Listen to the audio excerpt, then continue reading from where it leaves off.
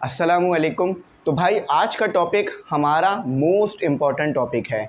इस टॉपिक से बोर्ड के अंदर एक सवाल ज़रूर आएगा और 10 से 5 नंबर का पेपर इस टॉपिक से बनेगा। तो जो भी बच्चा आज का ये टॉपिक छोड़ता है, समझ लेना वो अपने 5 से 10 नंबर बोर्ड एग्ज़ाम में कटवा लेगा, ठीक है, क्योंकि हर एक एक नंबर आपके लिए इम्पॉर्टेंट है बोर्ड एग्ज़ाम में। अच्छा, याद रखना आज हम पेज नंबर 12 से लेकर पेज नंबर 18 तक करेंगे, जिसमें आपके पास हम सेल्फ असेसमेंट का जो क्वेश्चन आपको गिवन है वो भी कराऊंगा और 5 न्यूमेरिकल आज की वीडियो में करने हैं हमने। वीडियो बहुत इंपॉर्टेंट है, यकीन मानो अगर आज आपने ये वीडियो पूरी देख ली तो एरर के न्यूमेरिकल्स, अनसर्टेनिटी के न्यूमेरिकल्स और ये वाले टॉपिक्स आपको बहुत अच्छी तरह समझ में आ जाएंगे। मैं फिर कह रहा हूँ, कोई भी बच्चा इस टॉपिक को ना छोड़े, क्योंकि इस चैप्टर से सबसे इम्पॉर्टेंट टॉपिक ये है और इससे 1 से 2 सवाल पेपर में ज़रूर आएंगे। मैंने इंपॉर्टेंस बता दी है, अब आगे आप पर है। अगर आप चाहते हैं कि आपके 5 से 10 नंबर कटें तो फिर आप ये टॉपिक छोड़ सकते हैं, कोई प्रॉब्लम नहीं है। अच्छा, अब आ जाते हैं बात एरर के ऊपर क्या है और अनसर्टेनिटी पे क्या है। तो सबसे पहले याद रखना, यहाँ पर भी ये बात लिखी हुई है, error and uncertainty are two related but distinct concept in various fields. ये बात याद रखना कि एरर और अनसर्टेनिटी एक दूसरे से रिलेट तो करते हैं मगर ये बिल्कुल अलग अलग टॉपिक हैं। एरर का मतलब अनसर्टेनिटी नहीं है और अनसर्टेनिटी का मतलब एरर नहीं है। एरर और अनसर्टेनिटी ये दोनों बिल्कुल मुख्तलिफ टॉपिक्स हैं, ठीक है। ये बात अपनी दिमाग में हमेशा रखना। जब भी कोई पूछ ले एरर और अनसर्टेनिटी का बताओ, सबसे पहले आपने बोलना है कि एरर और अनसर्टेनिटी दो अलग अलग टॉपिक हैं, एक चीज़ नहीं है ये, ठीक है। जब भी यहाँ एंड लगा हुआ है और नहीं लगा हुआ है, पहली बात आपको समझ में आ गई। अब देखो एरर क्या है। एरर अगर सिंपल समझाऊं, गलती को कहते हैं, ठीक है, ये बात बिल्कुल ठीक है। लेकिन फिजिक्स में से आप कैसे डिफाइन करोगे? True reading, measured reading minus actual reading या ट्रू रीडिंग। फॉर एग्जांपल, एक रीडिंग वो है जो कि आपने निकाली, जिसे हम कहेंगे मेजर्ड रीडिंग, और एक रीडिंग वो है जो कि एक्चुअल में आनी चाहिए थी, सही रीडिंग थी। उन दोनों के दरमियान के डिफरेंस को एरर कहेंगे। और ट्रू रीडिंग क्या है? जो आनी चाहिए थी लेकिन आपने नहीं निकाली, आपने गलत रीडिंग निकाल ली है, तो उन दोनों के दरमियान के डिफरेंस को आप कहोगे एरर। एरर का फॉर्मूला लिख लो, आपकी बुक में इन्होंने नहीं लिखा हुआ तो मैं लिखवा देता हूँ। एरर का फॉर्मूला है MEASURED, measured reading, READING, measured reading minus true reading. True यानी जो वैल्यू आनी चाहिए थी लेकिन आपने गलती करके वो वैल्यू नहीं लाए। अब इसको अगर वैसे लिखना चाहो सिंबल में, तो इसको लिख लो M माइनस A, ठीक है। A क्या है? ट्रू रीडिंग, M क्या है? Actual reading. तो ये आपके पास होता है एरर, ठीक है। ये एरर परसेंटेज में नहीं है, ये एरर वैल्यू में आएगा आपके पास। फिर मैं बताता हूँ मेजर रीडिंग क्या है, जो आपने निकाली। फॉर एग्जाम्पल, आपने इस पेन की लेंथ निकाली 5 सेंटीमीटर, लेकिन इस पेन की लेंथ थी 6 सेंटीमीटर, तो इसकी ट्रू वैल्यू क्या हुई? आपने पेन की लेंथ क्या मेजर की? आपने मेजर की 5 सेंटीमीटर, और इसकी जो एक्चुअल लेंथ थी क्या थी, यानी ट्रू रीडिंग क्या थी? 6। तो एरर कितने का आया? -1 का आपके पास सेंटीमीटर का एरर, यानी 1 सेंटीमीटर आपने रीडिंग कम निकाली है। तो ये हो गया आपके पास एरर। एरर समझ गए? चलो, एरर समझ में आ गया। अब अनसर्टेनिटी को देखो, अनसर्टेनिटी क्या होती है। अनसर्टेनिटी बहुत सिंपल चीज़ है, कोई मुश्किल चीज़ नहीं है। अनसर्टेनिटी, इसका भी मैं फॉर्मूला लिखवाऊंगा। अनसर्टेनिटी आपके पास होता है कि आपने एक वैल्यू निकाली लेकिन उस वैल्यू में और भी नंबर आने थे जो आपको नहीं पता, तो आप बोलोगे इसमें अनसर्टेनिटी है। अनसर्टेनिटी का मतलब होता है गैर यकीनी, ठीक है। इसको लिख लो, अनसर्टेनिटी का मतलब क्या होता है? ठीक है, अनसर्टेनिटी लिख लो, अनसर्टेनिटी लिख लो। आपके पास क्या होता है? अनसर्टेनिटी का मतलब होता है गैर यकीनी, यानी आपको नहीं पता, यकीनी, ठीक है, यकीनी, ठीक है, गैर यकीनी। इससे याद रखना, गैर यकीनी यानी फॉर एग्जांपल इसको ऐसे समझो, आपने वैल्यू निकाली 2 किसी भी चीज़ की लेंथ आपने कैलकुलेट की, आपने वैल्यू निकाली 2.01, लेकिन यहाँ पर ये नहीं रुकेगी वैल्यू, यहाँ पर और नंबर भी आने चाहिए थे। तो आपको नहीं पता वो नंबर क्या है, तो इसी को कहते हैं अनसर्टेनिटी। आपको नहीं पता, आप गैर यकीन हो, आपके पास नहीं है, तो इसे आप क्या कहोगे? अनसर्टेनिटी। ठीक है, यानी आपने वैल्यू तो कैलकुलेट की लेकिन कुछ नंबर आपके पास कम आए, तो आप बोलोगे कि इस वैल्यू में जो आप लाए हो अनसर्टेनिटी है। याद रहेगी ज़िंदगी भर बात? इंशाल्लाह याद रहेगी। एक बार और बता देता हूँ, आपने किसी भी चीज़ की वैल्यू कैलकुलेट की, लेंथ की वैल्यू कैलकुलेट की, लेंथ की वैल्यू आपने जो निकाली वो निकाली 2.01, लेकिन असल में लेंथ की वैल्यू आनी चाहिए थी 2.01349। आपको ये नंबर नहीं पता क्योंकि आपका जो इंस्ट्रूमेंट है वो ये नंबर कैलकुलेट नहीं कर सकता, तो आप बोलोगे आपके जो जवाब है उसमें अनसर्टेनिटी है क्योंकि आपको ये नंबर नहीं पता। ठीक है, ये वैल्यू को मोर एक्यूरेट बनाने के लिए ज़रूरी था, तो इस चीज़ को अपने पास लिख लो। और मैं अब इसकी रीडिंग इसको पढ़ भी देता हूँ।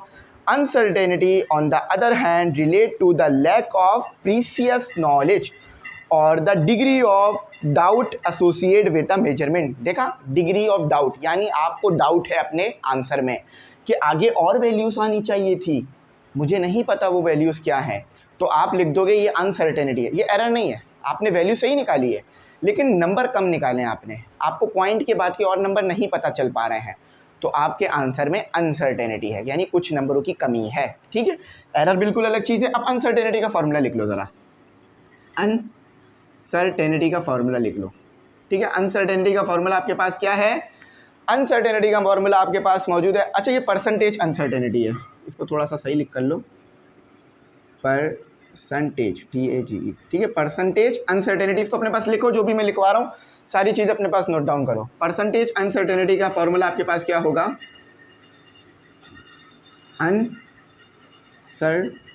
अनसर्टेनिटी, यहाँ पर आप लिखोगे अनसर्टेनिटी, अनसर्टेनिटी, या जगह थोड़ी कम बच रही है, इसको थोड़ा सा मैं करीब करके लिखता हूँ, छोटा कर रहा हूँ क्योंकि जगह नहीं है ना।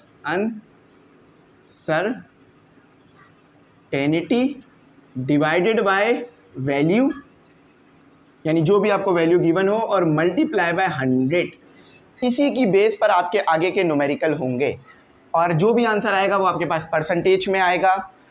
अनसर्टेनिटी वो नंबर जो नहीं पता आपको लेकिन वो आना चाहिए था, और यहाँ पर आपके पास जो है वो वैल्यू जो असल गिवन होगी, आपको जो गिवन की जाएगी। अच्छा देखो, यहाँ पर ये याद रखना, जो ये वैल्यू होगी ये ना ही ट्रू वैल्यू होगी ना ही एक्चुअल वैल्यू होगी, ना ही एक्चुअल वैल्यू होगी ना ही मेजर्ड वैल्यू होगी, ये एक रेंज वाली वैल्यू होगी। मैं इसका अभी जब न्यूमेरिकल कराऊंगा तो डिटेल में बात समझा दूंगा। ठीक है, अच्छा अब आप समझ गए हो कि एरर क्या होता है, अनसर्टेनिटी क्या होता है। तो अब हमारे पास अनसर्टेनिटी को किस तरह मेजर किया जाता है इसके बारे में टॉपिक है, इसको पढ़ते हैं। Any experiment will have a number of measurements and which will be, अच्छा टॉपिक क्या है हमारा? Uncertainty in measurement. तो अनसर्टेनिटी मेजरमेंट में क्यों आती है वो देख लो। Any experiment will have a number of measurements and which will have a made to a certain degree of accuracy, there is a degree of uncertainty when measurement are taken. तो वही बात हो रही है जो हमने ऊपर पढ़ी कि जब आप कोई वैल्यू निकालते हो तो उसमें आप कुछ नंबर कम निकाल पा रहे होते हो क्योंकि आपके पास इतना एक्यूरेट इंस्ट्रूमेंट नहीं होता, तो जिससे एक अनसर्टेनिटी आ जाती है, यानी कुछ नंबर कम आ रहे होते हैं आपके पास। अच्छा, अब एरर के बारे में बताते हैं। Error can be because of issues with equipment और मेथोलॉजी। तो एरर क्यों आ रहा है? एरर आपके पास आपके इक्विपमेंट ख़राब होने की वजह से भी आ सकता है, आपकी गलती की वजह से भी आ सकता है। अब एरर की टाइप्स है, अब उन टाइप्स को पढ़ते हैं। एरर की आपके पास बेसिक 2 टाइप होती हैं। एक सिस्टेमिक एरर होता है और उसको भी फर्दर डिवाइड किया जाता है, और एक रैंडम एरर होता है। सिस्टेमिक एरर को बस इतना सा अपने दिमाग में बिठा लो, हमेशा बात याद रहेगी, वो एरर जो इंस्ट्रूमेंट की वजह से आए, आपकी गलती की वजह से नहीं, इंस्ट्रूमेंट की वजह से आए, वो सिस्टेमिक एरर है। अक्सर आपने देखा होगा इस तरह के एरर आते हैं। फॉर एग्जाम्पल, आपकी वॉच है वो ख़राब हो जाए तो वो टाइम सही नहीं बताती, यानी आपकी मेजरमेंट ख़राब हो गई, तो वो सिस्टेमिक एरर है क्योंकि वॉच की वजह से एरर आया। फॉर एग्जाम्पल, आप लेंथ कैलकुलेट कर रहे थे लेकिन आपने लेंथ कैलकुलेट करते हुए गलती कर दी, यानी आपने पहले जो है वो 5 सेंटीमीटर मेजर किया और उसके बाद कुछ और मेजर कर लिया, तो ये रैंडम एरर है। यानी आपकी गलती की वजह से जो एरर आएगा या खुद ब खुद जो एरर आ जाएगा वो रैंडम एरर है। फॉर एग्जांपल एक पंखा चल रहा है और पंखा चलने की वजह से आप हवा की जो स्पीड है उसे चेक कर रहे थे, पंखे से जो निकल कर आ रही है। पहले पंखा हल्का चल रहा था तो हवा की स्पीड कुछ और आई, फिर पंखा तेज़ हो गया, हवा की स्पीड कुछ और आ रही। तो इस तरह से जो एरर आ रहे हैं वो रैंडम है। अब रैंडम एरर को मैं और अच्छा एक्सप्लेन करता हूँ आगे। पहले सिस्टेमिक एरर समझ लो। Systemic error are error that have a clear cause and can be eliminated for future experiment as shown. अच्छा, सिस्टेमिक एरर जो है उनको आप इजीली ख़त्म कर सकते हो। क्योंकि आपको पता है इंस्ट्रूमेंट की वजह से एरर आ रहा है, तो जैसे ही इंस्ट्रूमेंट बदलोगे आपका एरर ख़त्म हो जाएगा, या जो एरर आ रहा है उसको माइनस प्लस करोगे तो आपका एरर दूर हो जाएगा, अगर आपको पता है इंस्ट्रूमेंट कितना एरर दे रहा है। ठीक है, ये बात याद रखना। अच्छा, instrumental, when the instrument being used does not function properly causing error in the experiment. बात सिंपल है। सिस्टेमिक एरर में एक चीज़ और होती है, वो होती है इंस्ट्रूमेंटल एरर, यानी इंस्ट्रूमेंट की वजह से जो एरर आया। अब सिस्टेमिक एरर में एक और चीज़, environmental error, when the surrounding environment such as a lab cause error in the experiment, the scientist cell phones R F waves cause the Geiger counter is incorrectly. अच्छा, ये जो example दी ना इन्होंने Geiger counter की, ये आपको कभी नहीं पढ़ाई गई और आपको इस बारे में कभी पता भी नहीं है, लेकिन फिर भी यहाँ पर इस एग्जाम्पल को दिया गया है। देखो, ये एक ऐसा काउंटर है जिसमें आप रेस, अल्फ़ा रेस जो होती हैं वो पता कर रहे होते हो। तो आपका अगर फ़ोन रखा हुआ है, देखो सिस्टेमिक एरर एक और चीज़ की वजह से भी आता है, वो होता है लैब की वजह से। लैब का सराउंडिंग ऐसा है कि आपके काम में एरर आ रहा है। फॉर एग्जांपल, आपने एक फ्लेम लगाई, मैं इसको आसान कर देता हूँ क्योंकि ये गीगर काउंटर आपने नहीं पढ़ा तो ये बात समझ नहीं आएगी। आपने एक फ्लेम लगाई और आप एक केमिकल को हीटअप कर रहे हो। केमिकल हीटअप हो जाना चाहिए था 5 मिनट में, लेकिन केमिकल को हीटअप होने में यानी बॉयल होने में 6-7 मिनट लग गए। क्यों? क्योंकि जो आपकी लैब है वो खुली हुई है, हवा आ रही है, तो हवा आने की वजह से टेम्परेचर आपका बढ़ने के बजाय कम हो रहा है, तो ये एरर आ गया। तो ये एरर इन्वायरमेंट की वजह से आया। क्योंकि हवा चल रही है, लैब सही नहीं बनी हुई जगह पर, तो इस तरह के एरर को आप इन्वायरमेंटल एरर कहते हो कि इन्वायरमेंट सही नहीं है लैब का। ठीक है, और ये सिस्टेमिक एरर के अंदर ही आ जाती है। Observational error, when the scientist inaccurately read a measured wrong. अच्छा, अब सिस्टेमिक एरर में एक और एरर ये होता है, देखो मैंने शुरू में बोला था सिस्टेमिक एरर का मतलब जो इंस्ट्रूमेंट की वजह से एरर आ जाए, बिल्कुल सही बात है। अब एक साइंटिस्ट है, उसको एक इंस्ट्रूमेंट दिया, उसने इंस्ट्रूमेंट को इस्तेमाल ही करना नहीं आता था उसको, और उसने इंस्ट्रूमेंट गलत इस्तेमाल करने की वजह से एरर कर दिया। तो ये एरर हो गया आपके पास, किस तरह का एरर हो गया? ये हो गया ऑब्जर्वेशनल एरर, यानी आपने वैल्यू ऑब्जर्व करते हुए ही गलती कर दी। घड़ी सही चल रही है, घड़ी ने टाइम बताया था 1 घंटा, लेकिन आपने किसी और को जाके टाइम बता दिया आधा घंटा, तो ये घड़ी की गलती नहीं थी, ना ही किसी और चीज़ की गलती थी, ये आपकी गलती थी। तो इसे आप बोलोगे ऑब्जर्वेशनल एरर। ठीक है।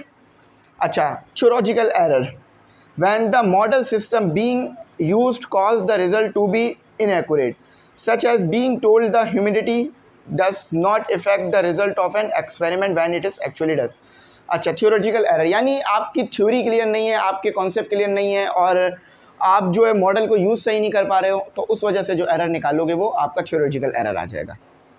अब रैंडम एरर, वो एरर जो गलती से खुद ब खुद आ जाए। फॉर एग्जाम्पल, आपने एक सोल्यूशन बनाया, ये ज़्यादा ईजी है इसलिए बता रहा हूँ, तो केमिस्ट्री में भी ये एरर सेम ही रहते हैं, याद रखिएगा, क्योंकि आप उसमें भी इंस्ट्रूमेंट यूज़ करते हैं, रीडिंग्स लेते हैं, तो उसमें भी एरर सेम रहता है। आपने एक वो बनाया, आपने बनाया सोल्यूशन, मुख्तलिफ जो सॉल्वेंट और सोल्यूट को मिलाकर आपने रखा, हवा चली, वो गिर गया, खुद ब खुद एरर आया, यानी सोल्यूशन गिर गया थोड़ा सा, आपने दोबारा कैलकुलेट किया, जो सोल्यूशन की रीडिंग आनी थी वो नहीं आई, गलत रीडिंग आ गई। अब ये जो हवा चल के सोल्यूशन गिरा, ये खुद ब खुद गिरा, आपने नहीं गिराया, ना ही लैब की वजह से गिरा, ये खुद ब खुद हवा चल गई, पंखे की वजह से गिर गया। तो इस तरह के एरर को आप कहोगे रैंडम एरर, जो खुद ब खुद किसी भी वजह से आ जाए। फॉर एग्जांपल, एक साइंटिस्ट जा रहे थे, उनके हाथ से उनकी कोनी लग गई किसी चीज़ पर और रीडिंग ख़राब हो गई।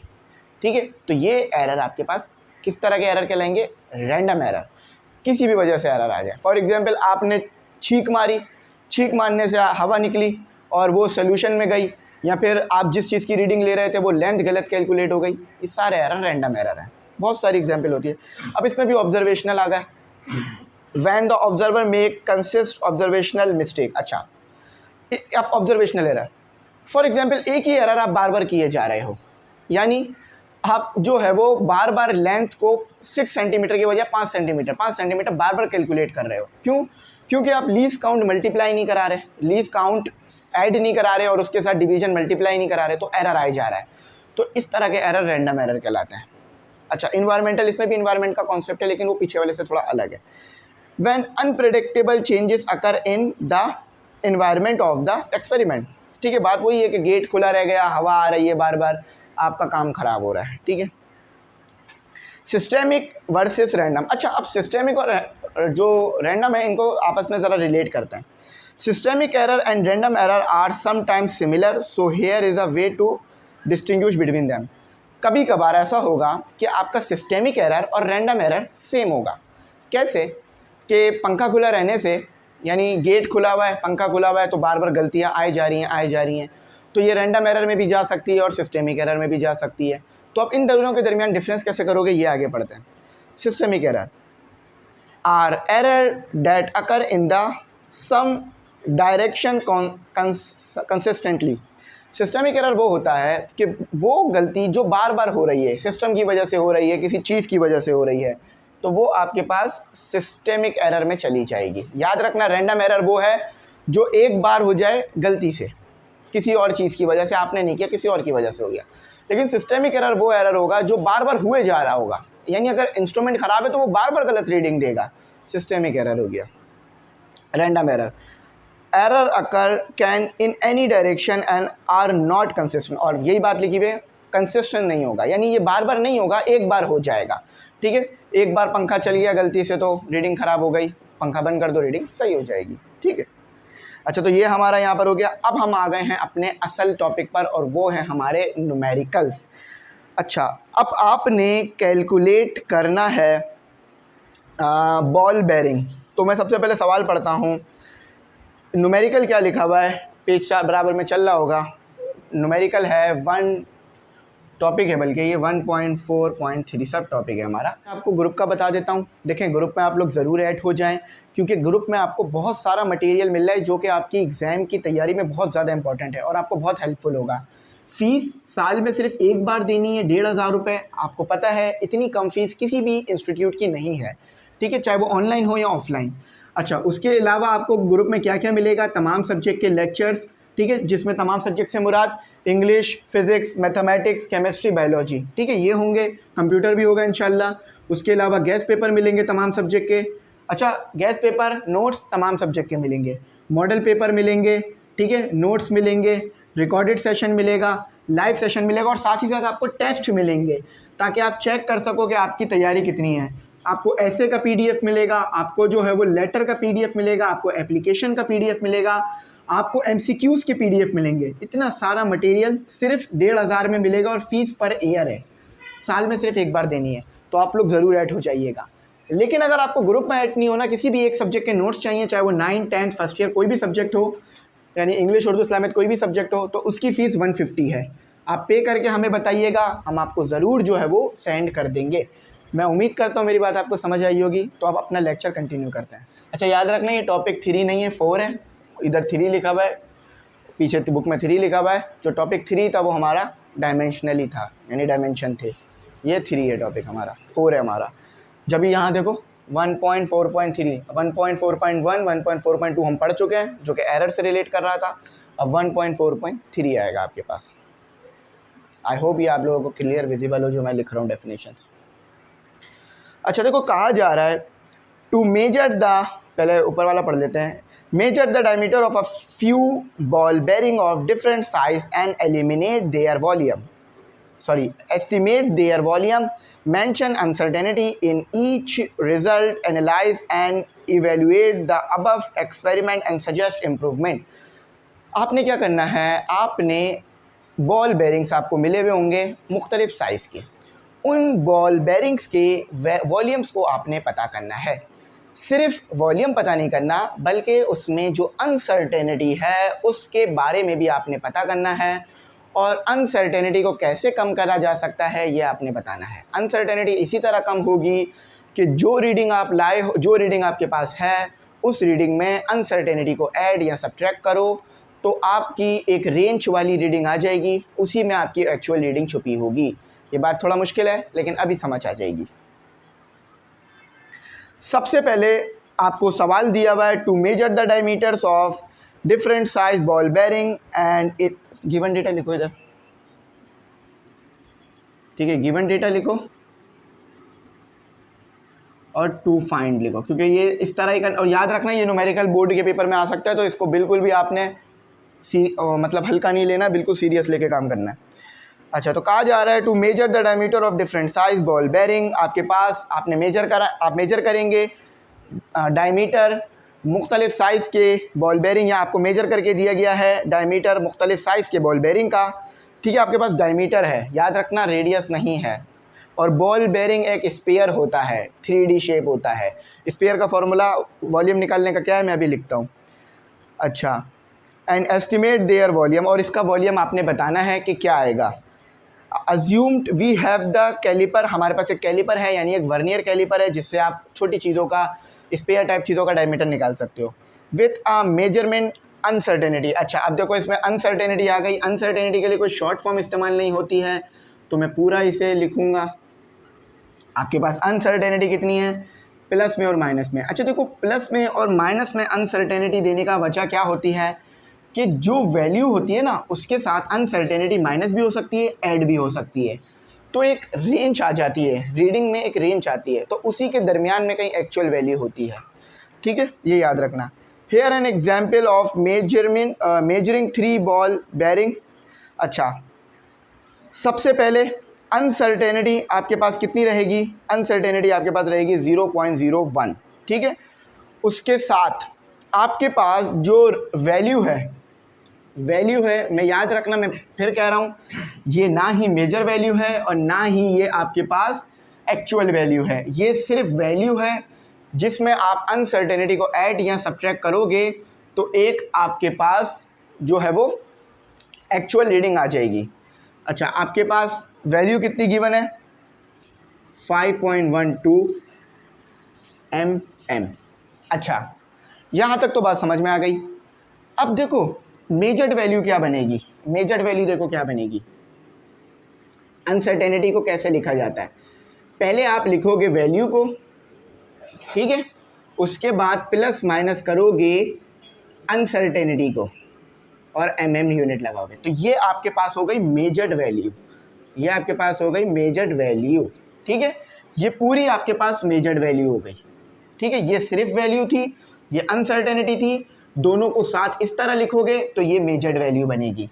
अब 5.12 के साथ अगर 0.12 को ऐड करोगे एक अलग रीडिंग आएगी, 5.12 के साथ 0.01 को माइनस करोगे एक अलग वैल्यू आएगी। इन दो वैल्यू के दरमियान ही आपकी एक्चुअल वैल्यू होगी। वो एक्चुअल वैल्यू नहीं पता क्योंकि यहाँ पर अनसर्टेनिटी है, लेकिन इन दोनों के दरमियान, तो बस ये बात याद रखनी है आपने, ठीक है। अच्छा, अब इसकी कैलकुलेशन पर आ जाते हैं। ये याद रखना कि ये आपको डायमीटर गिवन है, डायमीटर को आप इस्तेमाल नहीं करोगे पता करने के लिए, क्यों, क्योंकि वॉल्यूम ऑफ स्फीयर का फॉर्मूला देखो क्या होता है, VOLUME, वॉल्यूम ऑफ, जैसे मैं लिखवा रहा हूँ बिल्कुल ऐसे ही लिखो, आसान हो जाएगी, बात समझ आ जाएगी। Volume of sphere, volume of sphere का फॉर्मूला होता है 4/3 πr³, ठीक है, 4/3 πr³। ये वैल्यू आपके पास जो मेजर्ड वाली है, ये भी आपके पास रेडियस, ये आपके पास क्या है, ये आपके पास डायमीटर है और ये भी डायमीटर है। डायमीटर को रेडियस कैसे बनाया जाता है, सॉरी, डायमीटर से रेडियस कैसे हासिल किया जाता है, DIAMETER, डायमीटर को 2 से डिवाइड करा दो, ठीक है, डायमीटर को 2 से डिवाइड करा दो, आपका रेडियस आ जाएगा। ये बात आपने हमेशा याद रखनी है, ठीक है। ठीक है, तो ये आपने बात हमेशा याद रखनी है। अच्छा, इसको मैं यहाँ रख देता हूँ जो कि रुकेगा नहीं, यहाँ रख देते हैं। अच्छा, अब देखो आगे क्या करना है, मैंने ये भी डायमीटर है, ये भी डायमीटर है, ये भी डायमीटर है। अब इन दोनों को डिवाइड कराते हैं हम ज़रा। अपने पास कैलकुलेटर, देखो मैं अपना ये वाला कैलकुलेटर खोल रहा हूँ, आप लोग भी जो है वो अपने पास साइंटिफिक कैलकुलेटर रखो। तो मेरे पास क्या है, 5.12 डिवाइडेड बाई 2, तो आपके पास आ रहा है 2.56। अच्छा, तो फिर मेजर्ड वैल्यू आपकी क्या बनेगी, MEASURED, मेजर्ड वैल्यू आपकी आ जाएगी कुछ इस तरह से।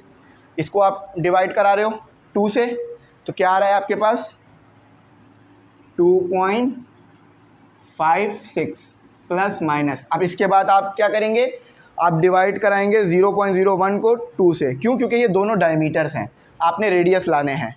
तो आपके पास आ रहा है 0.005, ठीक है। अब आपके पास आपके रेडियस आ गए हैं डायमीटर की जगह। तो थोड़ी वैल्यूज ऊपर चली गई हैं, इसको सही करके लिखते हैं, ठीक है। तो आ रहा था 2.56 प्लस माइनस 0.005, ठीक है, हाँ सही है। तो एक बार और कैलकुलेट कर लेता हूँ, ठीक है, सही है, सही आ रहा है। तो अब बेहतर है। अच्छा, अब देखो, अब मैंने आगे क्या करना है, अब मैंने इसके आगे जो है वो इस फॉर्मूले के अंदर पुट करना है वैल्यू को। याद रखना R, ये चीज़ आपके पास R है, यहाँ पर ये R बराबर होगा R plus minus delta R के, ठीक है। ये R किसके बराबर है, R plus minus delta R। मैंने कहा था ना कि ये जो वैल्यू है ना, ये जो वैल्यू है ये आपकी की गई मेजर्ड वैल्यू है। तो इस वैल्यू को आपको अगर निकालना है, तो इस वैल्यू को आपने निकालने के लिए जो आपके पास वैल्यू मौजूद है डायमीटर की और उसमें जो अनसर्टेनिटी मौजूद है उसमें से ऐड करना पड़ेगा आपको, ठीक है, ऐड या सब्ट्रैक्ट, ठीक है। तो अब ये R जो हम कर चुके हैं इसमें पुट कर देते हैं। याद रखना वॉल्यूम ऑफ स्फीयर आपके पास एक वैल्यू ला रहा है और एक अनसर्टेनिटी वाली वैल्यू भी ला रहा है ना, एक वैल्यू भी ला रहा है और एक अनसर्टेनिटी वाली वैल्यू भी ला रहा है।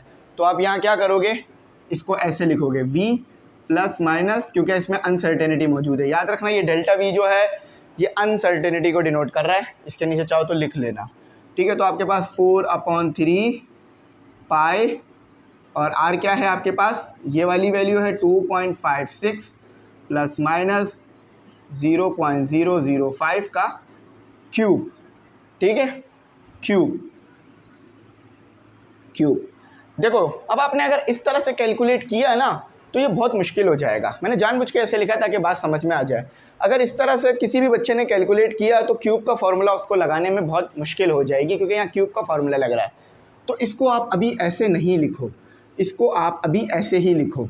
कैसे कि R प्लस डेल्टा R, आप अच्छी तरीके से जानते हो ये चीज़ आपके पास R है, ये चीज़ आपके पास डेल्टा R है। अब इस पर क्यूब का फॉर्मूला लगा दो, ठीक है। इसको यहाँ से उठाओ और क्यूब का फॉर्मूला लगा दो, यहाँ लिखो टेक, ये वाला फॉर्मूला लगा दो R प्लस डेल्टा R। अब क्यूब का फॉर्मूला आप जानते हैं, क्यूब का फॉर्मूला आपके पास क्या आता है, क्यूब का फॉर्मूला आपके पास है A प्लस बी का होल क्यूब। ये सब चीज़ें इन्होंने यहाँ पर नहीं गिवन की हैं, ये सब चीज़ें जो इधर हैं ये नहीं गिवन है, बस डायरेक्ट सोल्यूशंस लिख दिए हैं, इसलिए बहुत ज़्यादा प्रॉब्लम होगी आपको इसको समझने में। तो मुझे आपको बहुत डिटेल में बताना पड़ रहा है ये सब चीज़ें, ठीक है। तो क्या आएगा आपके पास, A cube plus 2A square B plus 2AB square और उसके बाद प्लस B क्यूब।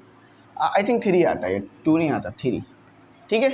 तो ये आपके पास जो है वो फॉर्मूला ड्राइव होकर आएगा, ठीक है, समझ गया ना ये मेरी बात, ये आपके पास आ गया। अब इसको क्यूब के फॉर्मूले में खोल दो, R प्लस डेल्टा, इसको इक्वेशन 1 कह दो, ठीक है, R क्यूब। तो क्या आ जाएगा आपके पास, बिल्कुल ऊपर की तरह लिखो, ये A है ये B है, तो R cube plus 3R square delta R plus 3R delta R का square plus delta R cube, ठीक है,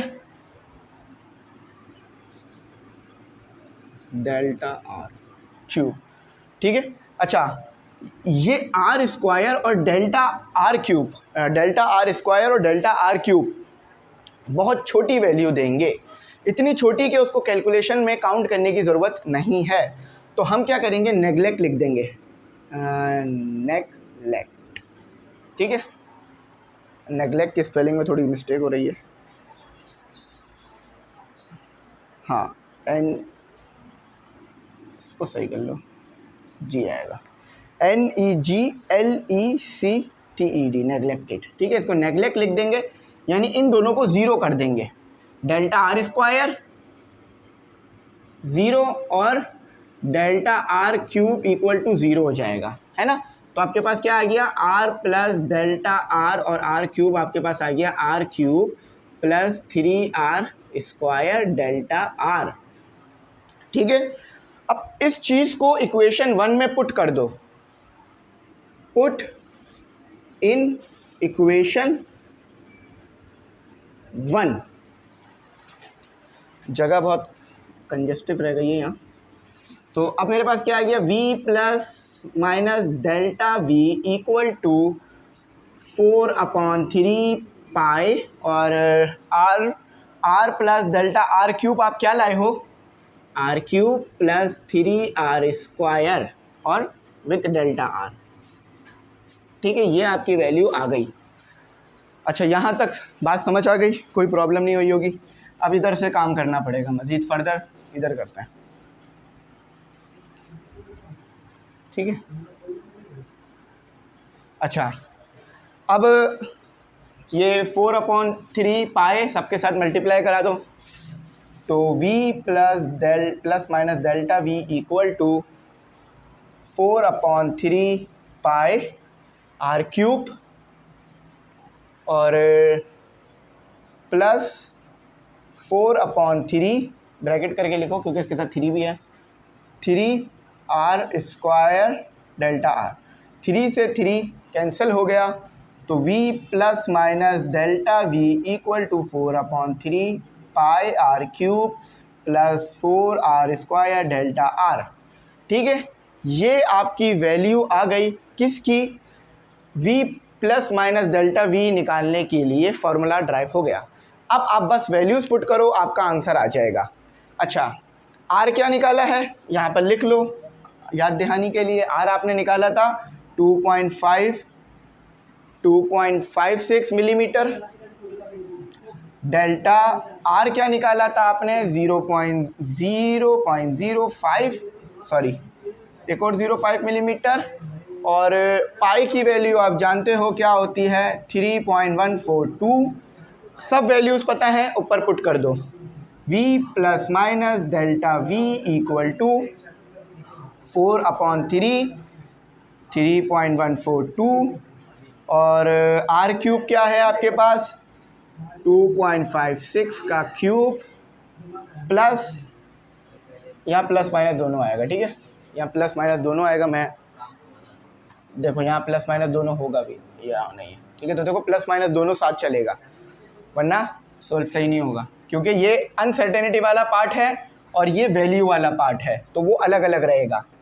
अच्छा देखो, आपने याद रखना है कि यहाँ पे प्लस माइनस आएगा, यहाँ भी मैंने प्लस माइनस लगाया है और ये क्यूब है, ठीक है। अच्छा, अब ये वाला हिस्सा आपने लिख लिया 4/3 और पाई की वैल्यू आपके पास ये यहाँ से आ गई 2.56, आपके पास आर की वैल्यू है देखो, और उसका क्यूब ले लिया। अब यहाँ लिखो प्लस माइनस 4, पाई की वैल्यू फिर आएगी यहाँ पर, देखो पाई भी आएगा, शायद मैंने पहले लिखा नहीं था तो पाई आएगा 3.142 और उसके बाद आर की वैल्यू क्या है 2.56 और उसका स्क्वायर और विथ आर आएगा, आर क्या है आपके पास 0.005 कर आएगा, ठीक है। अच्छा, अब आपने इसको कैलकुलेट कैसे करना है, मैं कैलकुलेटर से कैलकुलेट करके दिखाऊंगा। सबसे पहले ये दबाओ 4 3, ये कैलकुलेटर से ही निकालिएगा, ठीक है। 3.142 मल्टीप्लाई 2.52 का क्यूब, ठीक है, ये वैल्यू आ गई आपकी, देखा बिल्कुल ट्रू वैल्यू आई है।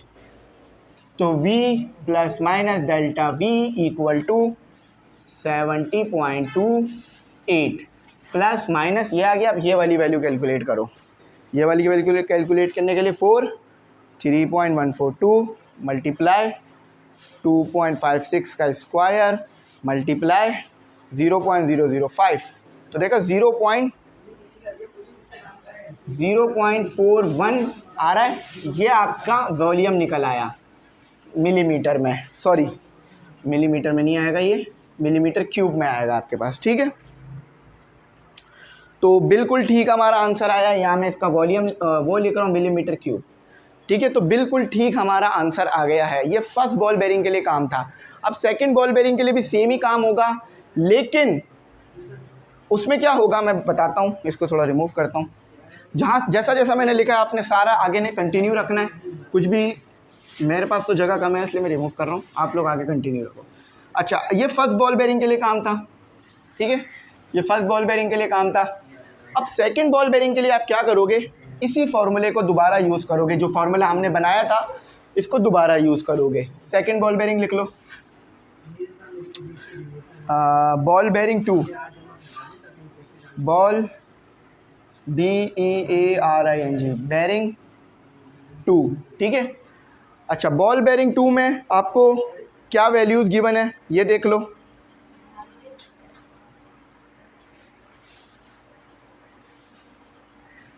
हाँ, बॉल बेरिंग 2 में जो आपको वैल्यूज़ गिवन की गई हैं डायमीटर की, वो आपके पास क्या है। अब मैं डायमीटर को लिख रहा हूँ D से, ठीक है। तो D plus minus delta D, ठीक है। D plus minus delta D, ये आ गया आपके पास 3.78 प्लस माइनस 0.01 मिलीमीटर, ठीक है। ये आपके पास क्या है, डायमीटर है। इसको डायमीटर नहीं रखना है, इसको रेडियस रखना है। तो R plus minus delta R, इसको 2 से डिवाइड करा दो।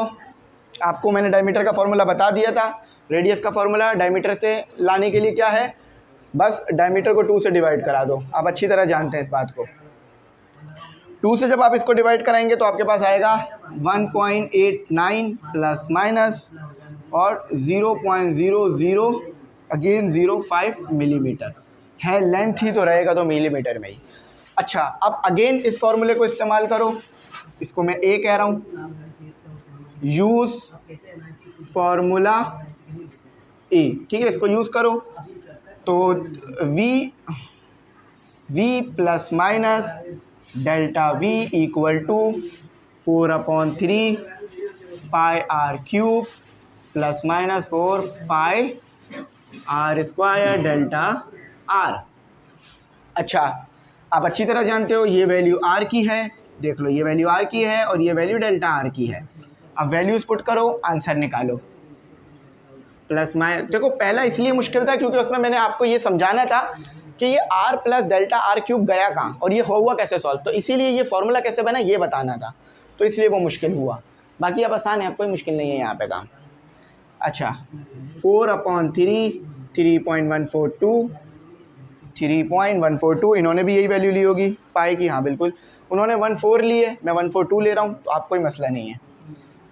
अच्छा, R की वैल्यू क्या है, 1.89 का क्यूब प्लस माइनस 4 3.142, फिर अगेन और फिर यहाँ मल्टीप्लाई हो रहा है, इसी के साथ यहाँ मल्टीप्लाई हो रहा है अगेन R विथ स्क्वायर और 0.005 हो रहा है, ठीक है। अच्छा, अब ज़रा इसको कैलकुलेट करो, आपके साथ ही कैलकुलेट करूँगा मैं, आपके साथ ही कैलकुलेट करूँगा मैं इसे। ज़रा देखो, 4/3 मल्टीप्लाई 3.142 मल्टीप्लाई 1.89 का शिफ्ट दबा कर दबाना, क्यूब हो जाएगा 28.28 चेक करते हैं बुक वाला आया, हाँ बिल्कुल आया, लेकिन वो 6 आ रहा है, ये 8 आ रहा है, कोई मसला नहीं है, चल जाएगा। अच्छा, अब अगेन दूसरी वैल्यू कैलकुलेट करो, 4 मल्टीप्लाई 3.142 मल्टीप्लाई 1.89 का स्क्वायर मल्टीप्लाई 0.0005, तो ये अनसर्टेनिटी इसमें बहुत कम है, 0.022 करके अनसर्टेनिटी है। तो ये वॉल्यूम आ गया आपके पास सेकंड बॉल बेरिंग का। अनसर्टेनिटी चेक करते हैं इसकी। अनसर्टेनिटी में इसमें एक में फ़र्क आ रहा है, और फ़र्क आने की वजह देखते हैं क्या आ रहा है। 1-0 हमारे पास ज़्यादा आ रहा है। हाँ, 1-0 हम ज़्यादा ला रहे हैं, उसकी वजह देखते हैं। आई थिंक इसमें ना यही आंसर आएगा जो हम लाए हैं। उसकी वजह यह है कि देखो, हाँ 1-0 हम ज़्यादा डाल लें, 1-0 हम ज़्यादा डाल लें, 1-0 हम ज़्यादा डाल लें, इसीलिए आंसर सही नहीं आ रहा। इसको 1-0 को कम कर लो, जब भी आंसर में फ़र्क आया ये ऐसे आएगा। ठीक है, मैं एक बार फिर आपको कैलकुलेट करके दिखाता हूँ। देखो ये मैंने 4 लिखा, ये 3.142 लिखा, उसके बाद ये 1.89 का स्क्वायर, फिर ये 0.005 था। मैंने क्या लिख दिया था, 0.0005, तो इसलिए ये गलती हो गई थी। बाकी अब मैंने ठीक कर दिया है, इसको ठीक कर लेना, बाकी सब आपका आंसर ठीक हो जाएगा आगे। ठीक है, अब बॉल बेयरिंग 3 करते हैं। बॉल बेयरिंग 3 बिल्कुल सेम तरीके से होगा। यहाँ आगे से कर रहा हूँ मैं, ठीक है, इसको रिमूव करके यहाँ कर रहा हूँ। देखते हैं बॉल बेयरिंग 3, उसके बाद जो आगे के न्यूमेरिकल्स हैं उसे करेंगे। अच्छा, अब बॉल बेयरिंग 3 पे आ जाते हैं। सेम तरीके से होगा, बॉल बेयरिंग 2 को ही फॉलो करना। बॉल बेयरिंग BEARING बेयरिंग 3, ठीक है। बॉल बेयरिंग 3 में इन्होंने आपको डायमीटर मेजरमेंट क्या दे दी है, यानी D plus minus delta D लिखोगे आप इसे, ठीक है। वो आपको क्या दे दिया इन्होंने, 7.25 प्लस माइनस 0.01 मिलीमीटर, ठीक है। अच्छा, अब इससे रेडियस निकालना है, तो इसको 2 से डिवाइड कर दो, ठीक है, प्लस माइनस। तो जब इसको 2 से डिवाइड करोगे तो 3.72 प्लस माइनस 0.00, एक और बार देख लेना, हाँ ठीक है, मिलीमीटर। ये मैंने आपके लिए लिख दिया तरीक़ेकार से फार्मूला। अच्छा, अब यूज़ करो, यूज़ फार्मूला ए, यहाँ लिख लो यूज़, फिर अगेन यूज़ करो, यूज़ फार्मूला। एक बार जो फार्मूला बना लिया वो बार बार यूज़ होगा, ठीक है। यूज़ फार्मूला ए। अच्छा, यूज़ फार्मूला ए, ये रहा आपके पास। वॉल्यूम निकालना है तो V plus minus delta V equal to 4/3 pi r cube plus 4/3 pi r square delta r, ठीक है। वैल्यूज़ को सब्स्टिट्यूट करो, आंसर आपके सामने होगा। V plus minus delta V equal to 4/3 pi क्या है, 3.142, और आर क्यूब क्या है, ये आर क्यूब है, ये आर है और वो आर डेल्टा आर है, 3.62 का स्क्वायर, और बस आर क्यूब ही आएगा और कुछ नहीं आएगा। फिर प्लस माइनस करके लिखो 4 और 3.142 लिखो, और उसके बाद आर स्क्वायर, यानी आर क्या है, ये आर है, ये याद रखना डेल्टा आर है, 3.62 का स्क्वायर 0.005, ठीक है। अच्छा, अब ज़रा वैल्यूज़ को लिख डालो, वैल्यूज़ को लिख डालो। इधर आओ, मैं कैलकुलेट कराता हूँ। 4/3 3.142 मल्टीप्लाई 3.62 का क्यूब है स्क्वायर नहीं, ये तो उसको भी ऊपर चला गया, ठीक है। 2 लगा दो और शिफ्ट दबा के क्यूब दबा दो, तो ये काफ़ी बड़ी वैल्यू आ रही है और ठीक आ रही है, कोई गड़बड़ नहीं है। ये आ रहा है 198.7। आपके कैलकुलेटर में भी ये चीज़ें ऐसे ही होंगी, ठीक है, ऐसे ही कैलकुलेट होंगी। अच्छा, अब उसके बाद अनसर्टेनिटी की वैल्यू 4 मल्टीप्लाई 3.142 मल्टीप्लाई 3.62 का स्क्वायर मल्टीप्लाई 0.005, 0.82 आपकी जो है वो अनसर्टेनिटी आ रही है, और बिल्कुल ठीक आ रही है 0.82। अब आप ख़ुद बताओ, ये चीज़ें बुक में गिवन थी या नहीं थी। अब कोई बच्चा मुझे बोल सकता है सर आपने बहुत लंबी कर दी है बात, लेकिन ये आपको बुक में नहीं गिवन है। बुक में क्या किया, फार्मूला लिखा, फार्मूला कैसे ड्राइव हुआ ये भी नहीं बताया, बस डायरेक्ट आंसर दे दिया। मैं भी कर सकता था ये चीज़, लेकिन मैंने कहा ये बेहतर नहीं है। मैंने अपने 25-30 मिनट इसको दिए, बेशक आपने भी दिए होंगे। अब आप में से 2 स्टूडेंट होंगे, एक इसको छोड़ देंगे, बिल्कुल कोशिश नहीं करेंगे समझने की। दूसरे वो स्टूडेंट होंगे जिन्हें नहीं आ रहा होगा लेकिन वो कोशिश ज़रूर करेंगे, और इंशाल्लाह देखना फिर थोड़ी देर बाद वो ये बात समझ जाएंगे। बेशक इसका सलूशन आपके पास बुक में नहीं था, लेकिन हमने आपको इसका सलूशन निकाल के दिया। अब इससे ज़्यादा मुश्किल न्यूमेरिकल आगे नहीं है। अब देख लो कितना ज़्यादा, पहले मैंने ये पेज लिखा था, फिर मैंने वो पेज लिखा था, फिर मैं यहाँ आया, फिर मैं यहाँ आया, फिर मैं यहाँ आया, तो काफ़ी लंबा न्यूमेरिकल ये बना है, मुझे पता है। आप इसे कॉपी पे नोट करोगे तो काफ़ी लंबा निकलेगा ये न्यूमेरिकल। लेकिन जिस बच्चे को ये बात समझ में आ गई होगी, मैं उम्मीद करता हूँ वो मुश्किल नहीं करेगा। याद रखना, ये डी मैंने कहा था ना, d plus minus delta d measure diameter है या मेजरमेंट डायमीटर है, एक ही बात है। डायमीटर मेजरमेंट या मेजर डायमीटर एक ही बात है। और r plus minus delta r ये आपके पास मेजर्ड रेडियस है, जिसमें अनसर्टेनिटी शामिल रहती है। अब 3.62 के साथ जब प्लस करोगे 0.05 एक वैल्यू आएगी, फिर 3.62 के साथ प्लस माइनस करोगे आप माइनस करोगे 0.05 एक और वैल्यू आएगी। इन दो वैल्यू के दरमियान ही आपकी एक्चुअल वैल्यू मौजूद होगी, ठीक है। तो ये था अनसर्टेनिटी का कॉन्सेप्ट। अच्छा, अब हम आ जाते हैं अपने एनालाइज पर कि इसको एनालाइज कैसे करते हैं। तो सबसे पहले इधर लिखा हुआ है analyse and evaluate the above experiment and suggest improvement. अब इम्प्रूवमेंट क्या है वो देख लो। Measurement technique, the use of calliper is a common and practical approach for measuring ball bearing diameter. However, to improve accuracy consider using a digital caliper. अच्छा देखो, जो आप दो तरह के डायमीटर आते हैं। एक आता है आप जिसमें स्केल लिखा हुआ होता है, ठीक है, मेन स्केल पे रीडिंग्स होती हैं। एक आता है डिजिटल, तो डिजिटल वाला ज़्यादा एक्यूरेट आंसर देता है। तो कह रहे हैं कि अगर आपको इस अनसर्टेनिटी की वैल्यू कम करनी है ना, तो आप डिजिटल जो है वो वर्नियर कैलिपर यूज़ कर लो, उससे आपका आंसर और अच्छा आ जाएगा। आप लिखना डिजिटल वर्नियर कैलिपर, आपको पता चल जाएगा किस तरह का होता है।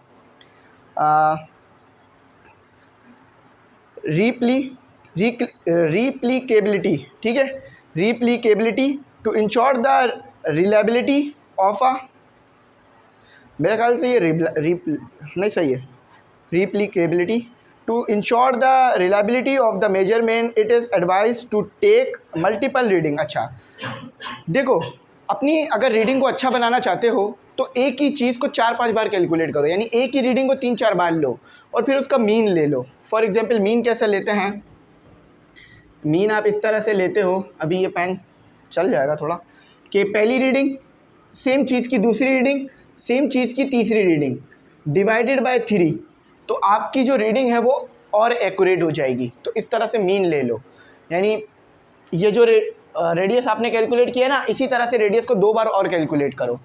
कभी आएगा 3.62, कभी आएगा 3.69, कभी आएगा 3.68।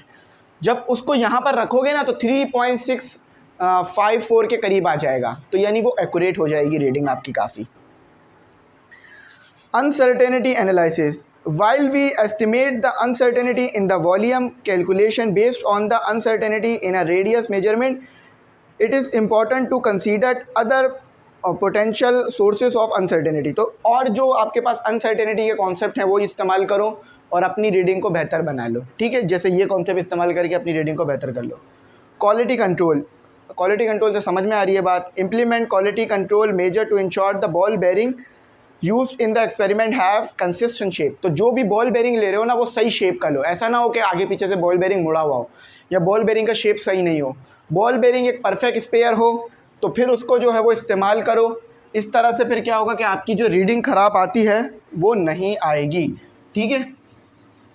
अब मैं इसको रिमूव करता हूँ क्योंकि नया अगला न्यूमेरिकल करना है। अब अगले न्यूमेरिकल में भी डेरिवेटिव का इस्तेमाल है। इस बुक में बहुत सारी ऐसी चीज़ें हैं जो आपको दे तो दी गई हैं लेकिन वो आपको कभी पढ़ाई ही नहीं गई। अब वो कह रहे हैं टेकिंग डेरिवेटिव या डिफरेंशिएट बोथ साइड। अब डिफरेंशिएट तो आपको करना कभी सिखाया ही नहीं गया है। डिफरेंशिएट का तो ए बी भी आपको नहीं पढ़ाया गया। तो अब दो लोग होंगे यहाँ भी, एक बोलेंगे कि सर हमने कभी नहीं पढ़ा, हम छोड़ देते हैं, और दूसरे वो जो कहेंगे सर आप पढ़ा दें, तो मैं पढ़ा देता हूँ, ठीक है। तो अब जो है आपके पास वर्क एग्जाम्पल 1.2 है। अब वर्क एग्जाम्पल 1.2 में मसला ये है कि इसमें डिफरेंशिएशन का कहा गया है। अब डिफरेंशिएशन का टॉपिक आपको पढ़ाया ही नहीं गया, तो मैं क्या करूँगा, मैं थोड़ा बहुत आपको डिफरेंशिएशन का टॉपिक पढ़ाऊँगा क्योंकि यहाँ पर फिर दो किस्म के बच्चे होंगे कि एक जो कि इसको बिल्कुल छोड़ेंगे, तो मैं कहूँगा कि इसे मत छोड़िएगा क्योंकि ये बहुत इंपॉर्टेंट चीज़ है और ये न्यूमेरिकल आ सकता है। फार्मूला याद करने से अच्छा समझ लीजिए कि क्या बात हो रही है ताकि मुश्किल ना हो। If the radius of sphere is, radius of sphere कितना है आपके पास, जिसे आप आर से डिनोट करोगे 9 सेंटीमीटर, और आपके पास एरर कितना है, एरर को आप डेल्टा आर यानी डेरिवेटिव से लोगे 0.02 सेंटीमीटर। अच्छा, आपको कहा जा रहा है वॉल्यूम में जो आपके पास अप्रॉक्सीमेट एरर है कैलकुलेशन में वो बताइए, तो डेल्टा वी ओवर वी बता दीजिए। ये डेल्टा है, ठीक है, मैं इसे डेल्टा के फॉर्म में लिखता हूँ, ठीक है। अच्छा, अब देखो डिफरेंशिएशन का टॉपिक यहाँ पर आता है। कैसे? वॉल्यूम ऑफ स्पेयर क्या होता है आपके पास, वॉल्यूम ऑफ स्पेयर क्या होता है, SPE। याद रखना ये जो वर्क एग्जाम्पल में न्यूमेरिकल सॉल्व करके दिए हैं ना, इसका मतलब ये नहीं है कि ये एज इट इज़ ही आप बोर्ड में लिखोगे जाके। इसका मतलब ये है कि सिर्फ ये थोड़ा सा हिंट दिया हुआ है सोल्यूशन का, बाकी सोल्यूशन आप खुद निकाल के लेकर आएंगे और खुद इसे लिखेंगे ले जाकर। तो वॉल्यूम ऑफ स्पेयर आपके पास क्या होता है, V = 4/3 पाई R क्यूब। अब इसके बाद डायरेक्ट उन्होंने लिख दिया डेल्टा V/V = 3 डेल्टा R/R। मैं भी लिख सकता हूँ, मैं बोल देता हूँ बुक में भी ऐसे लिखा हुआ है, लेकिन ये गलत बात होगी, इस तरह नहीं पढ़ाया जाएगा, बल्कि इसको पढ़ाया ऐसे जाएगा कि अब इस वॉल्यूम ऑफ स्पेयर के फॉर्मूले को डिफरेंशिएट करना है।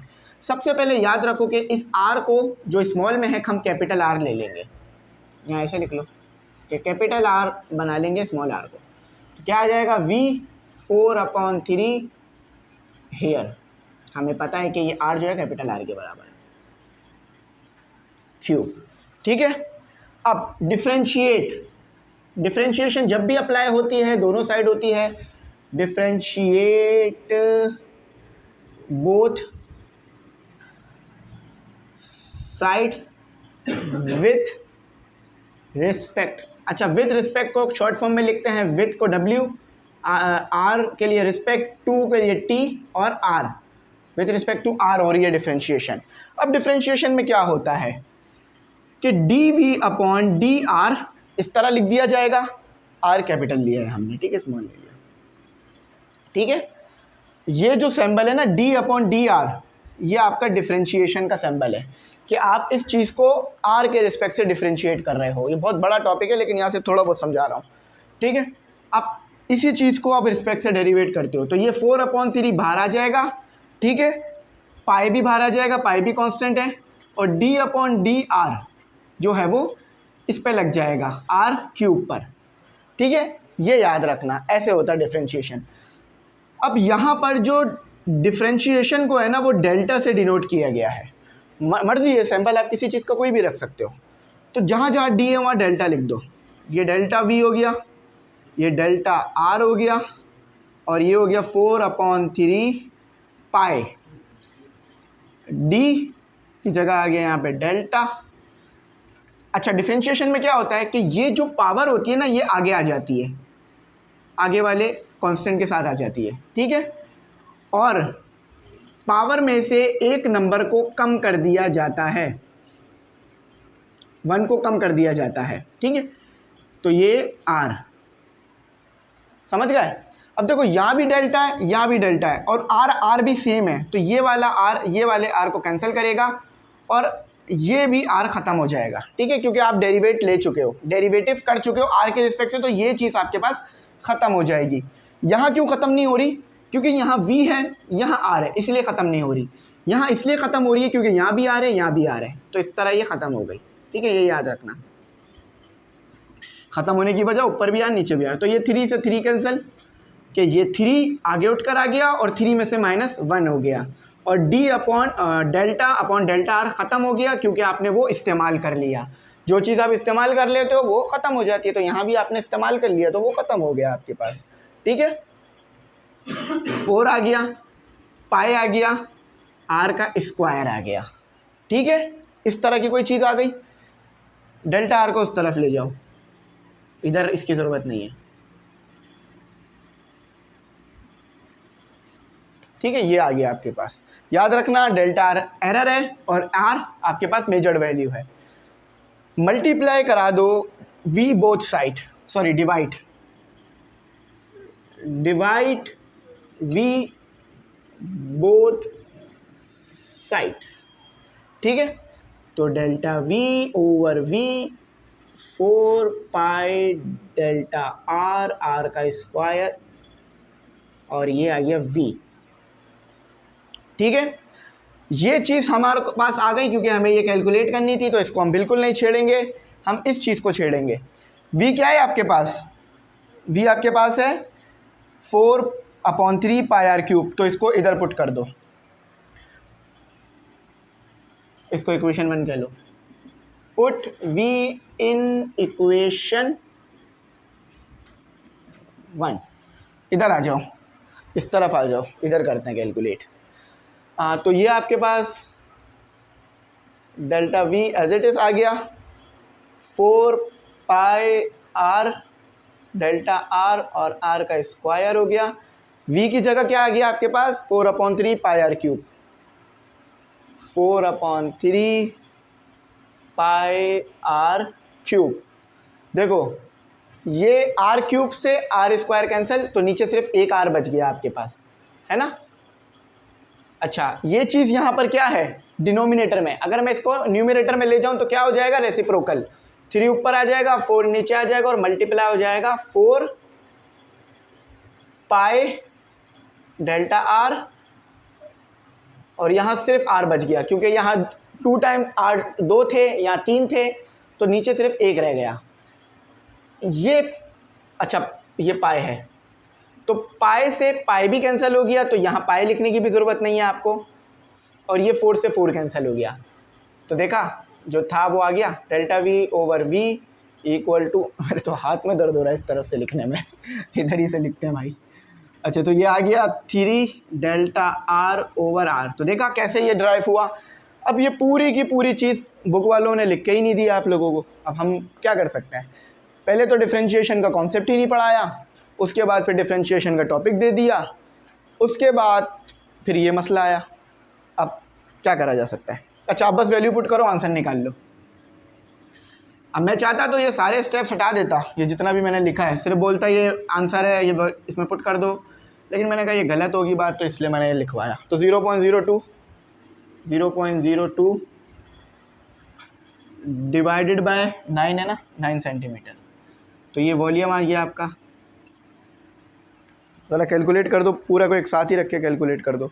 ये फ्रैक्शन का पार्ट दबाओ, 3 मल्टीप्लाई बाय 0.02 डिवाइडेड बाय 9, तो 0.006 आपके पास आंसर आ रहा है। अब इसे परसेंटेज में लाना था, ठीक है। तो 0.006 अगेन 7, अपना 6 आया था, 7 लगा लेते हैं, राउंड ऑफ कर देते हैं। मल्टीप्लाई 100 कर दो क्योंकि परसेंटेज में चाहिए, तो ये आ गया आपके पास। करते हैं क्या कैलकुलेट हो रहा है? 0.006 मल्टीप्लाई बाय 100, तो 0.6% आपका जो है वो एरर आ रहा है। ये एरर है आपका, यानी इतनी वैल्यू आप कम लाए हो। तो अब इस एरर को दूर करने के लिए आपको क्या करना पड़ेगा? अपने आंसर के अंदर इस नंबर को आपने मल्टीप्लाई करना पड़ेगा, ठीक है। तो जो एक्चुअल वॉल्यूम है उसके अंदर आपको इस नंबर को मल्टीप्लाई करना पड़ेगा। तो अभी ये कंप्लीट नहीं हुआ है, थोड़ा सा और रहता है। याद रखना ये 9 सेंटीमीटर है हमारे पास r, ठीक है।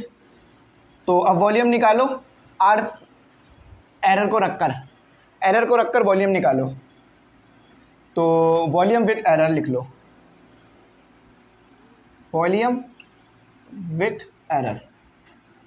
तो फॉर्मूला क्या है? 4/3 पाई r का क्यूब। r क्या था आपके पास, याद है ना? 9 का क्यूब। तो ज़रा कैलकुलेट करो इसको। अच्छा देखो, पाई की वैल्यू मैं लिख देता हूँ 3.142, ठीक है। चलो इधर आओ, मैं कैलकुलेट करके दिखाता हूँ। 4/3 मल्टीप्लाई 3.142 मल्टीप्लाई 9 का क्यूब 81 होता है, ये स्क्वायर ले लिया मैंने, ठीक है। ये तो बहुत बड़ा नंबर आ रहा है, ये बहुत बड़ा नंबर ही आना चाहिए था। अच्छा ये मीटर में आ रहा होगा, हमें सेंटीमीटर में रखना है। तो भाई हमसे कोई गलती नहीं हुई है, बुक में ही गलती है। ये 4/3 को अगर आप मल्टीप्लाई करो 3.142 से और दोबारा 9 का क्यूब लो तो यही आएगा। एक बार अपन लोग फिर करके चेक करते हैं कहीं हम गलत तो नहीं कर रहे हैं, क्योंकि देखें ये गलती आ रही है। अब आगे 3.142 मल्टीप्लाई 9 का क्यूब, तो देखें ये नहीं आ रहा है 903 करके कुछ, तो ये वॉल्यूम हमारा यही आएगा जो हम निकाल रहे हैं। इसको करेक्ट करो, ये गलती है, ठीक है, इसको करेक्ट करो, ये गलती है। अच्छा अब देखो, अब आपका जो एरर आया है उस एरर को मल्टीप्लाई करा दो ज़रा इस वॉल्यूम के अंदर, आपका जो एब्सोल्यूट एरर होगा वो आ जाएगा, ठीक है। तो एरर कितना आया था 0.0067, 0.0067 कर आया था, है ना, यही आया ना। तो ज़रा देखो कितना आपके पास एरर आ रहा है। तो 3054 मल्टीप्लाई 0.04 मल्टीप्लाई 0.0067, एरर इतना ही आना चाहिए था 20% के करीब। ये हमारा आंसर ठीक आया है, सेंटीमीटर क्यूब हमारा आंसर ठीक आया है। और ये आंसर पीछे से भी वेरीफाई हो रहा है। ये हम देखो, मैं फिर बोल रहा हूँ, मुझे बहुत सारे बच्चे कमेंट सेक्शन में मैसेज करेंगे कि सर आपका आंसर अलग आ रहा है, बुक का अलग। तो हमारा आंसर ठीक है, बुक का गलत है। बुक में आप इसकी कैलकुलेशन ही करके चेक कर लो तो आपको पता चल जाएगा कि बुक में जो आंसर है वो गलत है। हमारा आंसर ठीक है, मैं फिर बोल रहा हूँ हमारा आंसर ठीक है। मैं इसे डबल वेरीफाई करूँगा और टीचरों को भी भेजूँगा। हमारा ये एब्सोल्यूट एरर है हमारा, ठीक है। ये जो आया है हमारा अप्रॉक्सीमेटली यानी एब्सोल्यूट एरर है हमारा, इसको मैं प्राइम कर रहा हूँ, ठीक है। ये आंसर ठीक है, 6.1% एरर नहीं है, 20% तक एरर है। तो इसको ऐसे ही लिखना जैसे मैंने बताया है। हमारा आंसर मैं फिर कह रहा हूँ ठीक आया है, हमने इसको ठीक कैलकुलेट किया है, गलत कैलकुलेट नहीं किया है, ठीक है। तो हमारा यहाँ पर ये कैलकुलेशन डन हो गई है। अब इसका दूसरा पार्ट करते हैं। एक और वर्क एग्जाम्पल है, वो आंसर ठीक आएगा क्योंकि उसमें गलती नहीं है बुक में। तो चलो मैं आपके सामने ही रिमूव कर देता हूँ सब कुछ। कभी कभार हो जाता है ऐसा कि बुक में गलतियाँ होती हैं, लेकिन कोई मसला नहीं है। आप खुद भी अगर कैलकुलेट करो तो आपको पता चल जाएगा कि 3/4 पाई और 9 का क्यूब कभी भी आपके पास 904 नहीं बनेगा। जो इन्होंने दिया ना 904, ये बनता ही नहीं है 904। और मैंने इसे 1-2 बार कैलकुलेट कर भी लिया है तो मुझे पता चल चुका है। अच्छा अब देखो, मैंने जो फार्मूला ड्राइव किया था वो मैं दोबारा नहीं ड्राइव करूँगा क्योंकि हम एक बार उसे ड्राइव कर चुके हैं ना।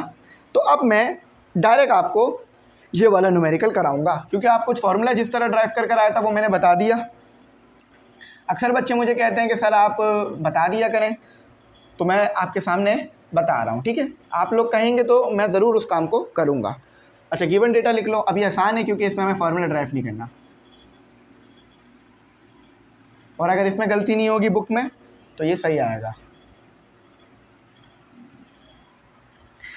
If radius of a sphere is measured, देखो रेडियस यानी आर मेजर्ड किया गया है 7.5 सेंटीमीटर विथ एरर कितना है, एरर आपके पास है 0.03 centimetre. Find the approximate error in calculating volume. तो आपने अप्रॉक्सीमेट एरर पता करना है, ठीक है। पहले आप पता करेंगे अप्रॉक्सीमेट एरर को डेल्टा आर से, आर प्राइम से डिनोट कर रहा हूँ यहाँ पर। पहले मैंने इसको ऐसे लिखा था तो वो सिर्फ एरर का एक रेशो था, ठीक है, वो एक एरर का एक रेशो था जो हमने पहले बताया था।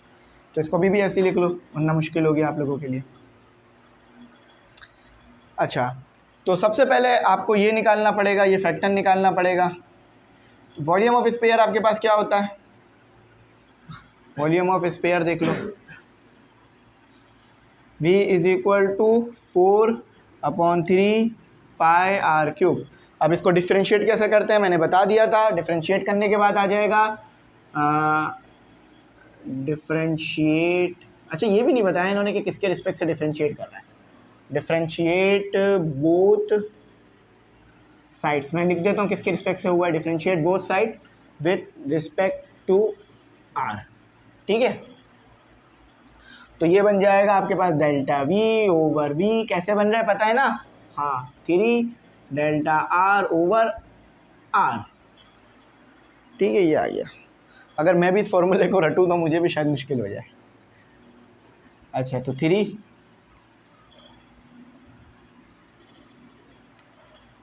डेल्टा आर आपके पास आ रहा है 0.03 और 7.5 आपके पास वो आ रहा है। ठीक है, तो इसको पता कर लीजिए,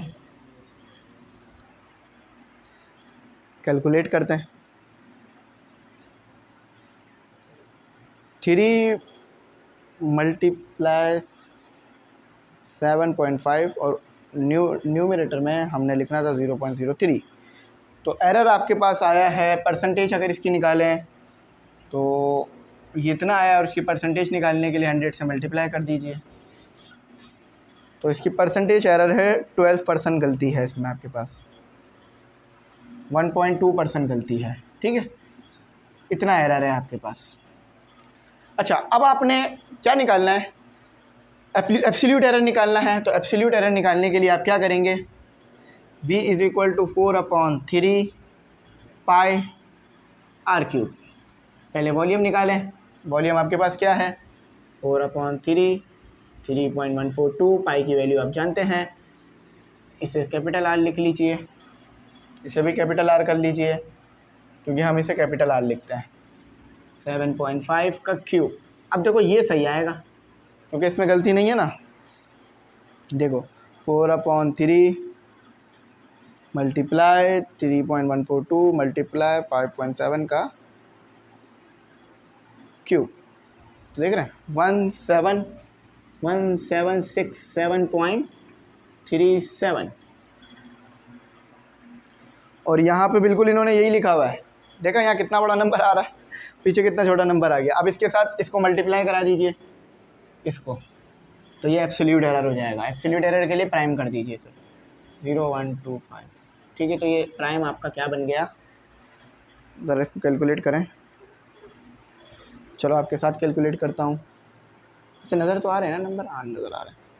ठीक है, 1767.37 मल्टीप्लाई 0.0125, 22.09 ये एरर है। ठीक है, सेंटीमीटर क्यूब ये एरर है। ठीक है, ये एरर है और बिल्कुल यही आंसर दिया हुआ है पीछे। अच्छा, पूरा कैलकुलेट ही नहीं किया उन्होंने। अच्छा, अब देखिए यहाँ भी उन्होंने कैलकुलेशन में मिस्टेक की हुई है, यहाँ वाली कैलकुलेशन में भी मिस्टेक आई हुई है।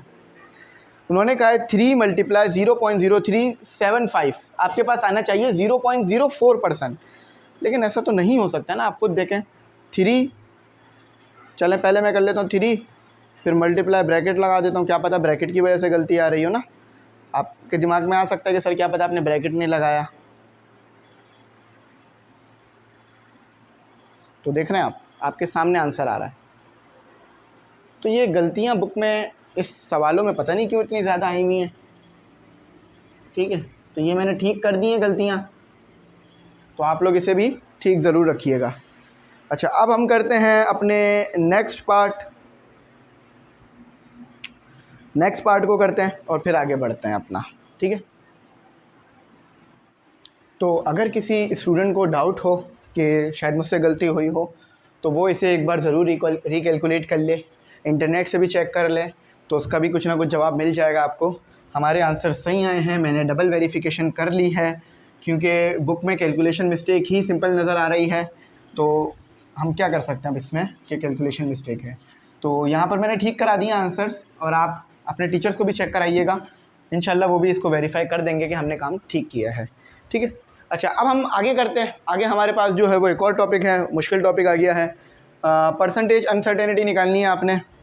तो परसेंटेज अनसर्टेनिटी का फॉर्मूला मैंने शुरू में ही लिखवा दिया था आपको कि uncertainty in value divided by value of weight या वैल्यू ऑफ गिवन सब्सटेंस। ठीक है, चलो देखो एक कैलकुलेट करो। Uncertainty calculation of derived quantities, यानी ड्राइव क्वांटिटीज़ में अनसर्टेनिटीज़ निकाली जाएगी। एक आदमी है, a man weight himself on his bathroom scale, यानी एक लोगों ने ना अक्सर बाथरूम में अपने स्केल्स रखे हुए होते हैं। स्केल से मुराद यहाँ पर वो इंचीटेप वाला स्केल्स नहीं है, स्केल से मुराद यहाँ पर वो वज़न करने वाली मशीन है जो रखी होती है लोगों ने, जिससे वो अपने वज़न को चेक कर रहे होते हैं। The smallest division on the scale are 1 newton. अच्छा, जो उसने स्केल रखा हुआ है यानी जो मशीन रखी हुई है वो 1 न्यूटन से नीचे का वेट कैलकुलेट नहीं कर सकती, ऊपर ऊपर का ही वेट कैलकुलेट करेगी, और आपको पता है वेट एक फोर्स है। So the least count of the instrument is 1 newton. He read his weight as closest to the 142 newton mark. उसने जो है वो जैसे ही अपना वेट कैलकुलेट किया तो वो आया आपके पास, उसके पास, आपके पास नहीं, उसके पास आया कितना, 142 न्यूटन का, 142 न्यूटन का उसने वेट निकाला।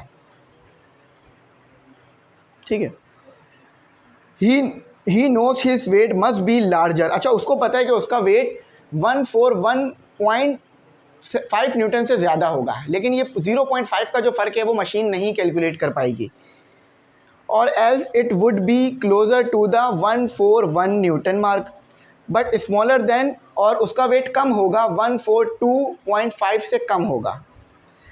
अच्छा, तो अब वो कहता है कि आपको क्या चीज़ नज़र आ रही है कि वो कंफ्यूज है, अनसर्टेन है।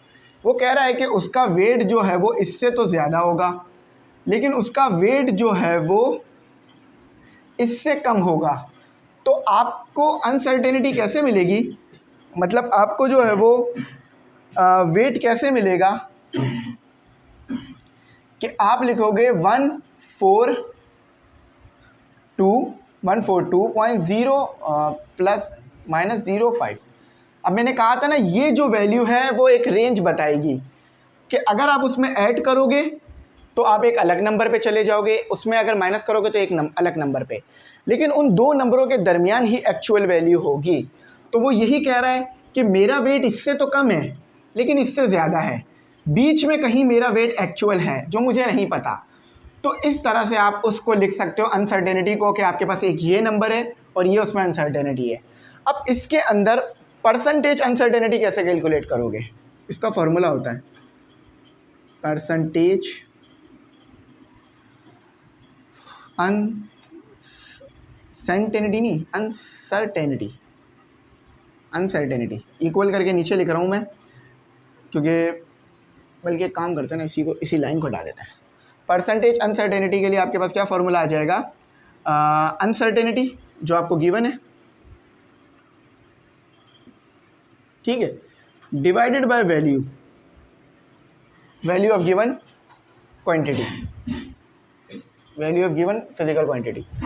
अच्छा, अब देखो इसमें अनसर्टेनिटी कितनी आ रही है। अब मैं इसे P, अब बार बार मेरे को ये लिखना ही पड़ेगा, अनसर्टेनिटी, परसेंटेज अनसर्टेनिटी कैलकुलेट कर रहे हैं हम इनकी। तो आपने क्या रखना है, अनसर्टेनिटी कितनी है 0.5 की और 142 आपके पास वैल्यू है, तो डिवाइड कर दो इन दोनों को ज़रा, तो आपके पास आएगा, और मल्टीप्लाई भी करना क्योंकि परसेंटेज है ना, तो मल्टीप्लाई तो लाजमी है। तो परसेंटेज अनसर्टेनिटी आ जाएगी,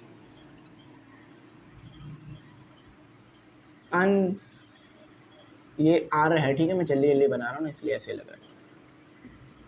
परसेंटेज अनसर्टेनिटी आ गई 0.35, और परसेंटेज में आ रही है क्यों, क्योंकि आपने मल्टीप्लाई करा है ना 100 से। अब हम इसे कैलकुलेट करते हैं, हम भी कैलकुलेट करते हैं, 0.5 डिवाइडेड बाय 142 मल्टीप्लाई बाय 100, हाँ, तो वही आ रहा है 0.35। अब वो बाकी के नंबर इसलिए नहीं ले रहे हैं क्योंकि हम डेसिमल के बाद 2 नंबर ही ले रहे होते हैं। तो ये एक उस आदमी की परसेंट अनसर्टेनिटी आ गई, यानी 0.35% वो श्योर नहीं है कि उसका एक्चुअल वेट होना क्या चाहिए था या उसका क्या एक्चुअल वेट है। ठीक है, अब आगे करते हैं काम। ठीक है, तो अब आगे बढ़ते हैं, आगे चलते हैं। थोड़ा मैं अपना माइक ठीक कर लूँ क्योंकि ये बार बार डिस्टर्ब कर रहा है। अच्छा, अब एक और न्यूमेरिकल है, वो न्यूमेरिकल काफ़ी लेंदी है, उसको भी करते हैं। इसके बाद 2-3 और न्यूमेरिकल है आपके लिए। मैंने कहा था ना ये टॉपिक बहुत बड़ा है, लेकिन फिर भी ये ख़त्म होने वाला है, बस इतना ही टॉपिक है ये हमारा। अच्छा, आगे कहते हैं आपके पास यहाँ पे लिखा हुआ है the length of copper wire eight 30 centigrade इस, और उसके अंदर 18.2 और 0.05 सेंटीमीटर, यानी ये लेंथ आपको दी हुई है बेसिकली, ठीक है। 30 सेंटीग्रेड पर इतनी लेंथ है, 60 सेंटीग्रेड पर कितनी लेंथ हो जाती है 19.7, क्योंकि इसमें थर्मल एक्सपेंशन हुआ होगा ना इसलिए। Find the absolute uncertainty and the extension of the wire. अब एब्सोल्यूट अनसर्टेनिटी क्या होती है? जो आपके पास अनसर्टेनिटी आई है दोनों, उनको आपने क्या करना है, मल्टीप्लाई, तो इससे एब्सोल्यूट अनसर्टेनिटी आ जाती है। तो देखो एब्सोल्यूट अनसर्टेनिटी निकालने के लिए इन्होंने क्या किया है, सिंपल 0.04 और 0.02 को ऐड कर दिया तो वो 0.06 आई, और जो एक्सटेंशन निकालने के लिए इन्होंने क्या किया, 19.7 को माइनस कर दिया 18.2 से। अब मैं ये कहूँगा कि यहाँ से एब्सोल्यूट अनसर्टेनिटी को मत समझो, क्योंकि ये कुछ और काम हुआ है, तो ये यहाँ पर इन्होंने पूरा लिख के ही नहीं दिया कि यहाँ करा क्या इन्होंने, ठीक है, बस इन्होंने वो कैलकुलेट करके दिखा दिया। तो इसको कहते हैं, यहाँ से हम नहीं करते हैं। अब हम इसे आगे से समझते हैं, मतलब जो नीचे वाला सवाल है ना वो हमें ये डाउट क्लियर करेगा कि एब्सोल्यूट अनसर्टेनिटी कैलकुलेट होती कैसे आखिर। तो नीचे वाले सवाल पे आ जाओ। ऊपर वाले सवाल को बस इतना समझ लो कि ये आपस में प्लस हो रहे हैं और फिर माइनस हो रहे हैं, तो इससे आपके जो लेंथ है और अनसर्टेनिटी है वो आ रही है आपके पास, ठीक है। अच्छा, अब ज़रा नीचे आ जाओ, नीचे वाले सवाल को करते हैं। अब देखो इन्होंने क्वेश्चन भी प्रॉपर करके नहीं बनाए हुए ना, तो इस वजह से बड़ा मुश्किल हो रही है, लेकिन चलो ज़्यादा फरियाद नहीं करते हैं, मेहनत करते हैं। The weight of an iron block is, अच्छा वेट देखो आयरन ब्लॉक का कितना दिया हुआ है, ये आपके पास वेट है, ठीक है, ये वेट है और प्लस माइनस गिवन डेटा लिख लो। अब मैं इसको क्या, इस न्यूमेरिकल को क्या नंबर दूँ, क्योंकि इसका कोई नंबर मेंशन ही नहीं है। ये गिवन डेटा हो गया, और अब टू फाइंड क्या करना है मैं बता देता हूँ, ठीक है, उसके बाद हम आसान पे चले जाएंगे। ये आपके पास वेट हो गया जो वैल्यू गिवन है, और ये उसके साथ अनसर्टेनिटी गिवन की गई है आपको। तो 8.0 प्लस माइनस 0.3 न्यूटन, ठीक है। And its place on a wooden base of area, अच्छा एरिया आपको दे दिया और अनसर्टेनिटी भी दे दी एरिया की आपको, कितनी 3.2 प्लस माइनस 0.2 और m का स्क्वायर। देखो इसके साथ भी हम स्क्वायर, इसके साथ भी हम स्क्वायर, तो एक टाइम बाहर निकाल के लिख लिया। Find the percentage uncertainty, find the percentage uncertainties of the values and calculate the pressure exert by the block. आपने क्या करना है, प्रेशर पता लगाना है और साथ ही साथ आपने अनसर्टेनिटीज़ कैलकुलेट करनी है। तो सबसे पहले हम अपनी कैलकुलेशन पे आ जाते हैं। तो अनसर्टेनिटीज़ की जो परसेंटेज है वो ऐसे लिख देते हैं। टू फाइंड में क्या पता करना है मैं यहाँ लिख देता हूँ टू फाइंड में आपने क्या करना है, परसेंटेज पता करनी है अनसर्टेनिटीज़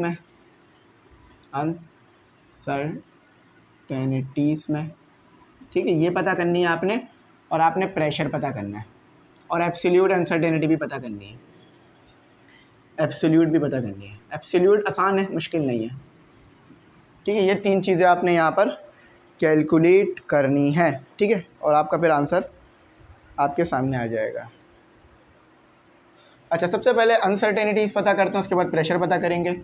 अनसर्टेनिटीज़ का फॉर्मूला आपको पता है, परसेंटेज के लिए मैं ये इस्तेमाल कर रहा हूँ, परसेंटेज अन सोल्यूशन है ये आपका, ठीक है, परसेंटेज अनसर्टेनिटीज़, ठीक है, परसेंटेज अनसर्टेनिटी पता कर रहे हैं। सबसे पहले हम किसके लिए कर रहे हैं, वेट के लिए काम कर रहे हैं, तो यहाँ W लिख देते हैं, ये वेट के लिए काम हो रहा है। तो आपको पता है 0.3 डिवाइडेड बाय 8 पर अनसर्टेनिटी डिवाइडेड बाय वैल्यू, तो यहाँ पर मल्टीप्लाई बाय 100 भी होगा। तो आपके पास आंसर कितना आ रहा है, कैलकुलेट कर लो ज़रा answer, 0.3 divided by 8 multiply by 100, तो 3.75 परसेंटेज आ रही है आपके पास। अच्छा, अब इसी तरह से परसेंटेज अनसर्टेनिटी पता करेंगे हम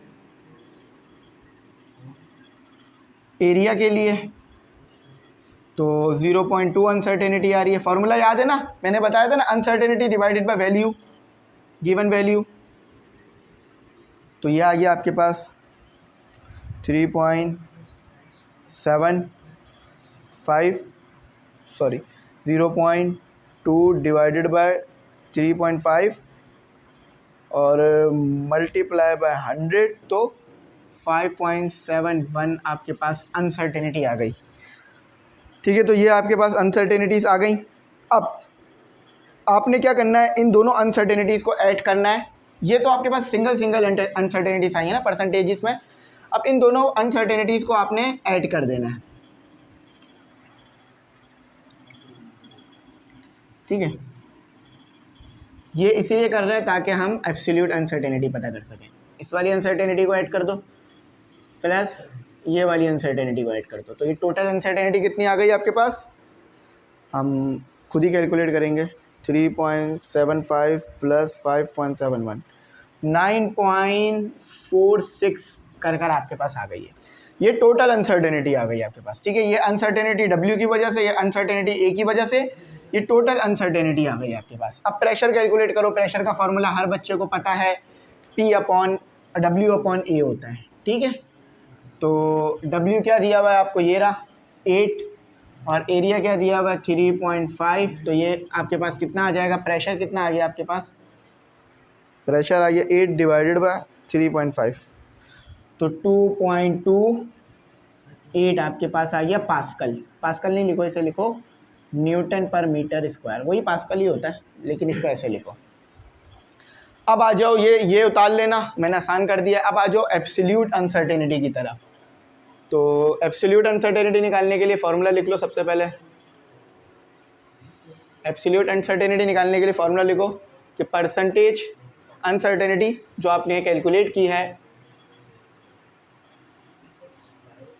multiply by 100 divided by value, divided by value. Value कौन सी, जो आप ये वाली लाए हो। ठीक है, ये वाली वैल्यू, तो इससे आपकी अनसर्टेनिटी आ जाएगी।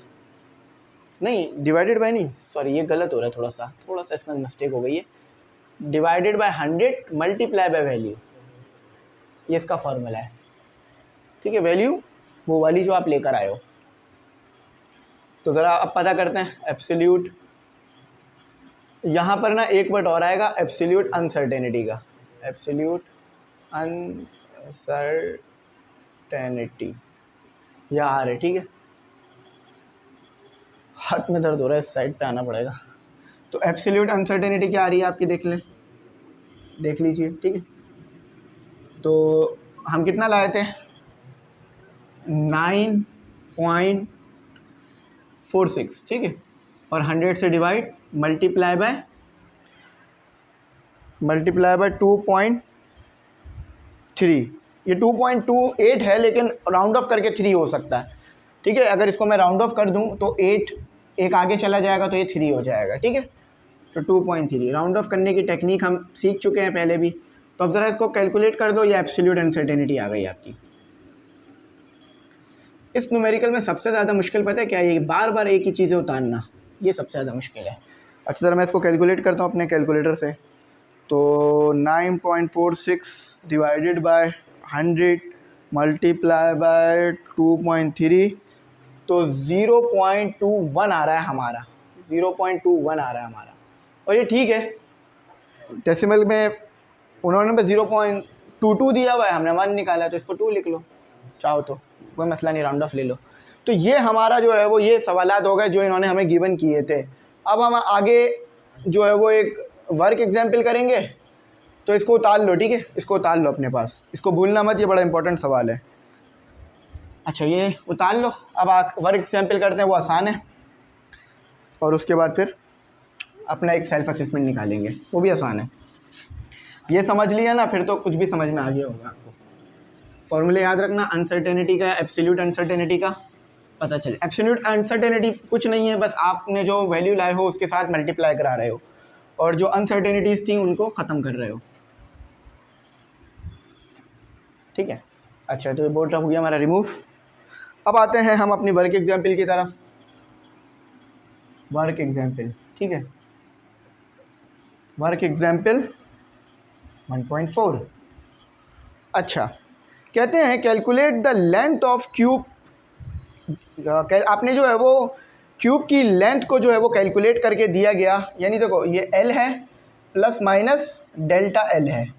तो ये गिवन डेटा है आपके पास। ये गिवन डेटा में आपके पास क्या आ गया, अनसर्टेनिटीज ऐसे ही लिखी जाती है 5.75 प्लस माइनस 0.3, ये लेंथ है, याद रखना। अच्छा, कहते हैं and you want to find absolute uncertainty in volume, आप एब्सोल्यूट अनसर्टेनिटी पता करना चाहते हो वॉल्यूम में। टू फाइंड क्या करना है, टू फाइंड क्या करना है, A B absolute uncertainty, absolute uncertainty calculate करनी है आपने। तो अब इसे हम कैसे करेंगे, देखो वॉल्यूम पता करना है तो इसका क्यूब कर लो, वॉल्यूम आ जाएगा आपका, ठीक है। और ये आपके पास परसेंटेज अनसर्टेनिटी के लिए इस्तेमाल हो जाएगी चीज़। तो सबसे पहले परसेंटेज अनसर्टेनिटी कैलकुलेट करो। सबसे पहले क्या करो, क्योंकि आपको पता है ना एब्सोल्यूट अनसर्टेनिटी में क्या चाहिए, percentage uncertainty divided by 100 multiply by value. तो वैल्यू यहाँ से आ जाएगी, परसेंटेज अनसर्टेनिटी यहाँ से आ जाएगी। तो इसका क्यूब ले लो ज़रा, तो आपके पास वॉल्यूम आ जाएगा। वॉल्यूम का फॉर्मूला याद रखना, L क्यूब होता है, ठीक है। या फिर आप ऐसे भी लिख सकते हो इसे, length multiply by breath multiply by with, नहीं विथ मल्टीप्लाई बाय हाइट, ठीक है, ये ऐसे कर लो। लेकिन यहाँ पर क्यूब है तो W भी L होगा, H भी L होगा, तो इसीलिए L क्यूब हो जाता है। तो 5.75 का क्यूब, तो ज़रा 5.75 का क्यूब क्या आ रहा है आपके पास, देखो 5.75 का क्यूब 190, ठीक है। और 120 लिख लो, मीटर सेंटीमीटर में, सेंटीमीटर क्यूब ये। तो अब आपने निकालनी है परसेंटेज अनसर्टेनिटी। अच्छा, मैं थोड़ी इसकी ब्राइटनेस को लो करूँ, ये बहुत ज़्यादा हाई ब्राइटनेस पे चला गया, ठीक है। तो अब परसेंटेज अनसर्टेनिटी निकालते हैं। अच्छा देखो, परसेंटेज अनसर्टेनिटी निकालते वक्त एक चीज़ का ध्यान रखना,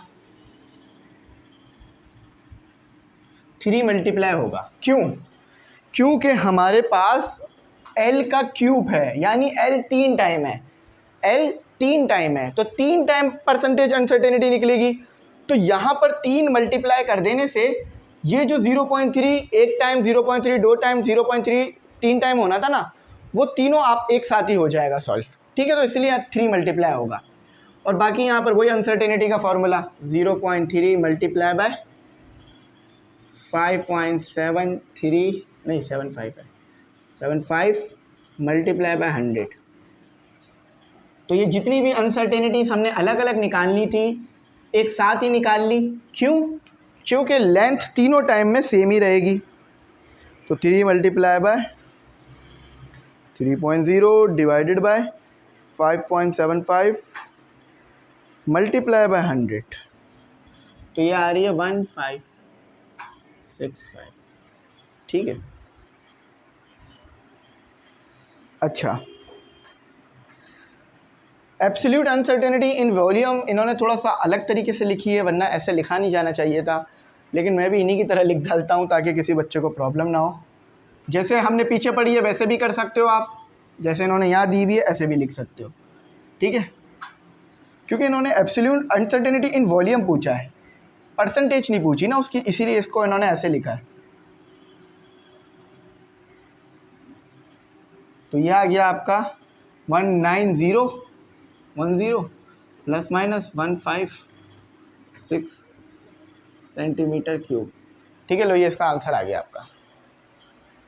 3 क्यू मल्टीप्लाई आया, समझ में आ गई ना बात, कि एक वॉल्यूम फिर क्यूब का दूसरा वॉल्यूम फिर क्यूब का तीसरा वॉल्यूम, मतलब क्यूब की एक लेंथ, क्यूब की दूसरी लेंथ, क्यूब की तीसरी लेंथ, तीनों को आपने सॉल्व किया तो ये 3 आ गया एक साथ। अच्छा, अब आखिरी इसका सेल्फ असेसमेंट का क्वेश्चन है, वो थोड़ा मुश्किल भी है, वो मैं कराता हूँ, चलो वो देखते हैं। तो इधर ही लिख देता हूँ। तो सबसे पहले इसे रिमूव तो करें जो हमने लिखा है, ठीक है, इसको रिमूव करते हैं।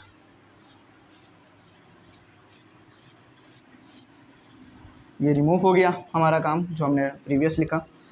अच्छा, अब हम अपना आखिरी काम करते हैं। हमें कहा जाता है एक लड़की है, a girl need to calculate the volume of her pool, वो अपने जो वॉल्यूम पूल है उसका वॉल्यूम पता करना चाहती है, गिवन डेटा और टू फाइंड, ठीक है। So that she knows how much water she will need to fill. और वो वॉल्यूम क्यों पता करना चाहती है? ताकि वो कितना पानी उसको भरना है पूल में उसे पता चल जाए। क्योंकि देखो, अगर वॉल्यूम पूल का पता चलेगा तो बिल्कुल ये भी पता चल जाएगा कि कितना पानी चाहिए होगा पूल को भरने के लिए। तो इसीलिए वो वॉल्यूम पता करना चाह रही है। She measured the length width and height as under. अच्छा, उसने लेंथ विथ और हाइट तो पता कर ली है, ठीक है। ये लेंथ याद रखना, अगर मैं इस लेंथ को ऐसे लिखूं LENGHT लेंथ, लेकिन अगर मैं इसको अनसर्टेनिटी के कॉन्सेप्ट में लिखूं तो L plus minus delta L equal to आएगा, ठीक है। तो 5.56 प्लस माइनस 0.14 m, इतनी उसने लेंथ कैलकुलेट की, इतना उसने विथ कैलकुलेट किया। तो W plus minus delta W equal to 3.12 plus minus 0.08 metre, ये उसने विथ कैलकुलेट की। इतनी उसने हाइट कैलकुलेट की, H plus delta H plus minus 2.94 plus minus 0.11 m, इतनी उसने हाइट कैलकुलेट की। अब वो वॉल्यूम कैलकुलेट करना चाहती है, ठीक है। तो वॉल्यूम तो आपको इजीली पता है, इन तीनों को मल्टीप्लाई करा दो, लेंथ विथ हाइट, कैपिटल में चाहो तो कैपिटल में लिख लो, स्मॉल में चाहो तो स्मॉल में लिख लो। तो ये उसका वॉल्यूम कितना आ रहा है? 5.56। अच्छा, ये मल्टीप्लाई है, प्लस नहीं है। मल्टीप्लाई 3.12 मल्टीप्लाई 2.94, तो ये वॉल्यूम आ गया उसके पास। और मीटर क्यूब में आएगा क्योंकि mm दिए में, ठीक है। 3.142 मल्टीप्लाई 2.94, तो 51 मीटर क्यूब उसके पास वॉल्यूम आ गया, ठीक है। ऐसा लिख लो, 0.0 भी लगा लो। अच्छा, अब वो चाहती है कि वो अनसर्टेनिटी कैलकुलेट करे, उसके आंसर में कितनी अनसर्टेनिटी है। तो पहले उसे हाइट की अनसर्टेनिटी, लेंथ की, फिर हाइट की, फिर विथ की, ऐसे उसे तीनों अनसर्टेनिटीज़ अलग अलग कैलकुलेट करनी पड़ेंगी। तो हम उसे ज़रा मदद करते हैं उसकी अनसर्टेनिटीज़ में। तो देखो, पहले उसने क्या वॉल्यूम पता करना था, फिर उसने अनसर्टेनिटीज़ पता करनी है, ठीक है। तो ये लिख लो। अच्छा, अब इसी के नीचे तो कर लेते, इधर ही कर लेते हैं सॉल्व। तो सबसे पहले लेंथ के लिए अनसर्टेनिटी कैलकुलेट करो, अनसर्टेनिटी L लिख दूंगा मैं, ठीक है। आगे फॉर्मूला लिख देता हूँ एक बार ताकि बार बार याद रहे कि अनसर्टेनिटी, परसेंटेज अनसर्टेनिटी कैलकुलेट कर रहे हैं, याद रखिएगा। अनसर्टेनिटी डिवाइडेड बाय वैल्यू और मल्टीप्लाई बाय 100, ठीक है। तो ज़रा कैलकुलेट करते हैं अनसर्टेनिटी। अनसर्टेनिटी कितनी है? ये अनसर्टेनिटी होती है, ठीक है। और वैल्यू कितनी है? 5.56 मल्टीप्लाई बाय 100। तो अनसर्टेनिटी बेसिकली कितनी आ गई? तो 0.041 डिवाइडेड बाय 5.56 मल्टीप्लाई बाय 100, तो 2.5% आ गई। 1 भी लगा लेते हैं ताकि हमारा पूरा आंसर एक्यूरेट हो जाए। अच्छा, अब ये लेंथ के लिए था तो मैंने थोड़ा L लगाया नहीं है, या L लगा लो लेंथ के लिए। अब अनसर्टेनिटी कैलकुलेट करो, अब अनसर्टेनिटी कैलकुलेट करो विथ के लिए। तो फॉर्मूला पता है आपको, W लिख दिया है मैंने। तो 0.08 divided by 3.12 multiply by 100। A one more uncertainty आ गई हमारे पास। अनसर्टेनिटी थोड़ा सही लिखते हैं, विथ के लिए आ गई, कितना आ रही है? 0.08 डिवाइडेड बाय 3.12 मल्टीप्लाई बाय 100, तो 2.56% आ गई दूसरी वाली। ये एल लिख लो, ठीक है, चाहे ये लेंथ वाली आ गई, ये हाइट वाली आ गई, विड्थ वाली आ गई। अब इसी तरह से हाइट वाली भी कैलकुलेट होगी। अनसर्टेनिटी तो कितनी है अनसर्टेनिटी हाइट वाली, तो उसके लिए h लिखेंगे हम 0.11 डिवाइडेड बाय 2.94 मल्टीप्लाई बाय 100। अब टोटल अनसर्टेनिटी भी निकालनी होगी इसमें, सबको ऐड कर, सारी अनसर्टेनिटीज को ऐड कर देंगे, टोटल अनसर्टेनिटी आ जाएगी। हाइट वाली है ना, h लिखो 0.11 divided by 2.94 with multiply by 100 3.74 94 है ना, ठीक है, बिल्कुल सही है। अब आखिर में यहाँ कर रहा हूँ, मैं जगह नहीं है तो इसलिए यहाँ कर रहा हूँ। इन सारी अनसर्टेनिटीज़ को जो आई हैं उन्हें ऐड कर दो, आपकी टोटल अनसर्टेनिटी आ जाएगी। तो परसेंटेज अनसर्टेनिटी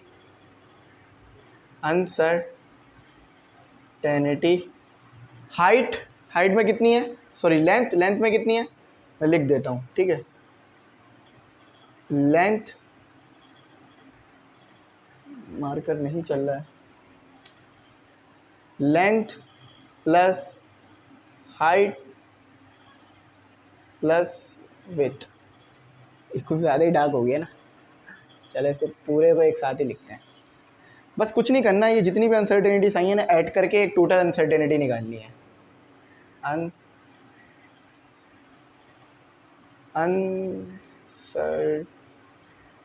इस तरफ से लिखने में हाथ दर्द कर रहा है, तो बस मैं h लिख देता हूँ, L plus W plus H, ठीक है। आप समझ जाओ कि ये L है, ये W है, ये H है। अनसर्टेनिटी 2.51 प्लस 2.56 प्लस लगा के नीचे लिख रहा हूँ 3.74। आंसर है ये हमारा, फिर आंसर हो जाएगा, ठीक है। अनसर्टेनिटी वॉल्यूम के लिए आ गई आपके पास, तो कैलकुलेट करें ज़रा। 2.51 प्लस 2.56 है ना, हाँ 6 प्लस 3.74, तो 8.81 आ रही है, 8.81। अब वॉल्यूम कहा था, तो वॉल्यूम के लिए लिख देते हैं कि V plus minus what will be the pool volume with uncertainty, ठीक है। वॉल्यूम बोला था और विथ अनसर्टेनिटी कहा था, तो ये वॉल्यूम कितना निकाला मैंने 51.0 और अनसर्टेनिटी कितनी निकाली, टोटल मैंने 8.8, इन्होंने कितनी दी हुई है, हाँ 8.8% ही दिया हुआ। इसको परसेंटेज क्यों लगाओ, क्योंकि ऊपर भी सारी चीज़ें परसेंटेज में थी, ये भी परसेंटेज, ये भी परसेंटेज, वो परसेंट, सब परसेंटेज में थी, ठीक है। और यहाँ पर ना लगा लो कि परसेंटेज में है सब कुछ, ठीक है। ये इसका जवाब था, इसको लिख लो अपने पास। तो ये काफ़ी मुश्किल भाई क्वेश्चन था ये, लेकिन मैंने करा दिया आप लोगों को। मैं उम्मीद करता हूँ तमाम बच्चों को अच्छा समझ में आ गया होगा, कोई भी बच्चा ऐसा नहीं होगा। अनसर्टेनिटी का फॉर्मूला भी इजी था, बस थोड़ा टाइम लगा, काफ़ी मुश्किल सवालात थे, लेकिन कर लिए हम लोगों ने, अल्लाह का शुक्र है। तो ना समझ में आओ ज़रूर पूछना, मैं ज़रूर गाइड करूँगा। यहाँ पर हमारा ये जो टॉपिक है काफ़ी बड़ा तक है, कंप्लीट हो गया। थैंक्स फॉर वॉचिंग, अल्लाह हाफ़िज़। अपनी कीमती दुआओं में ज़रूर याद रखना।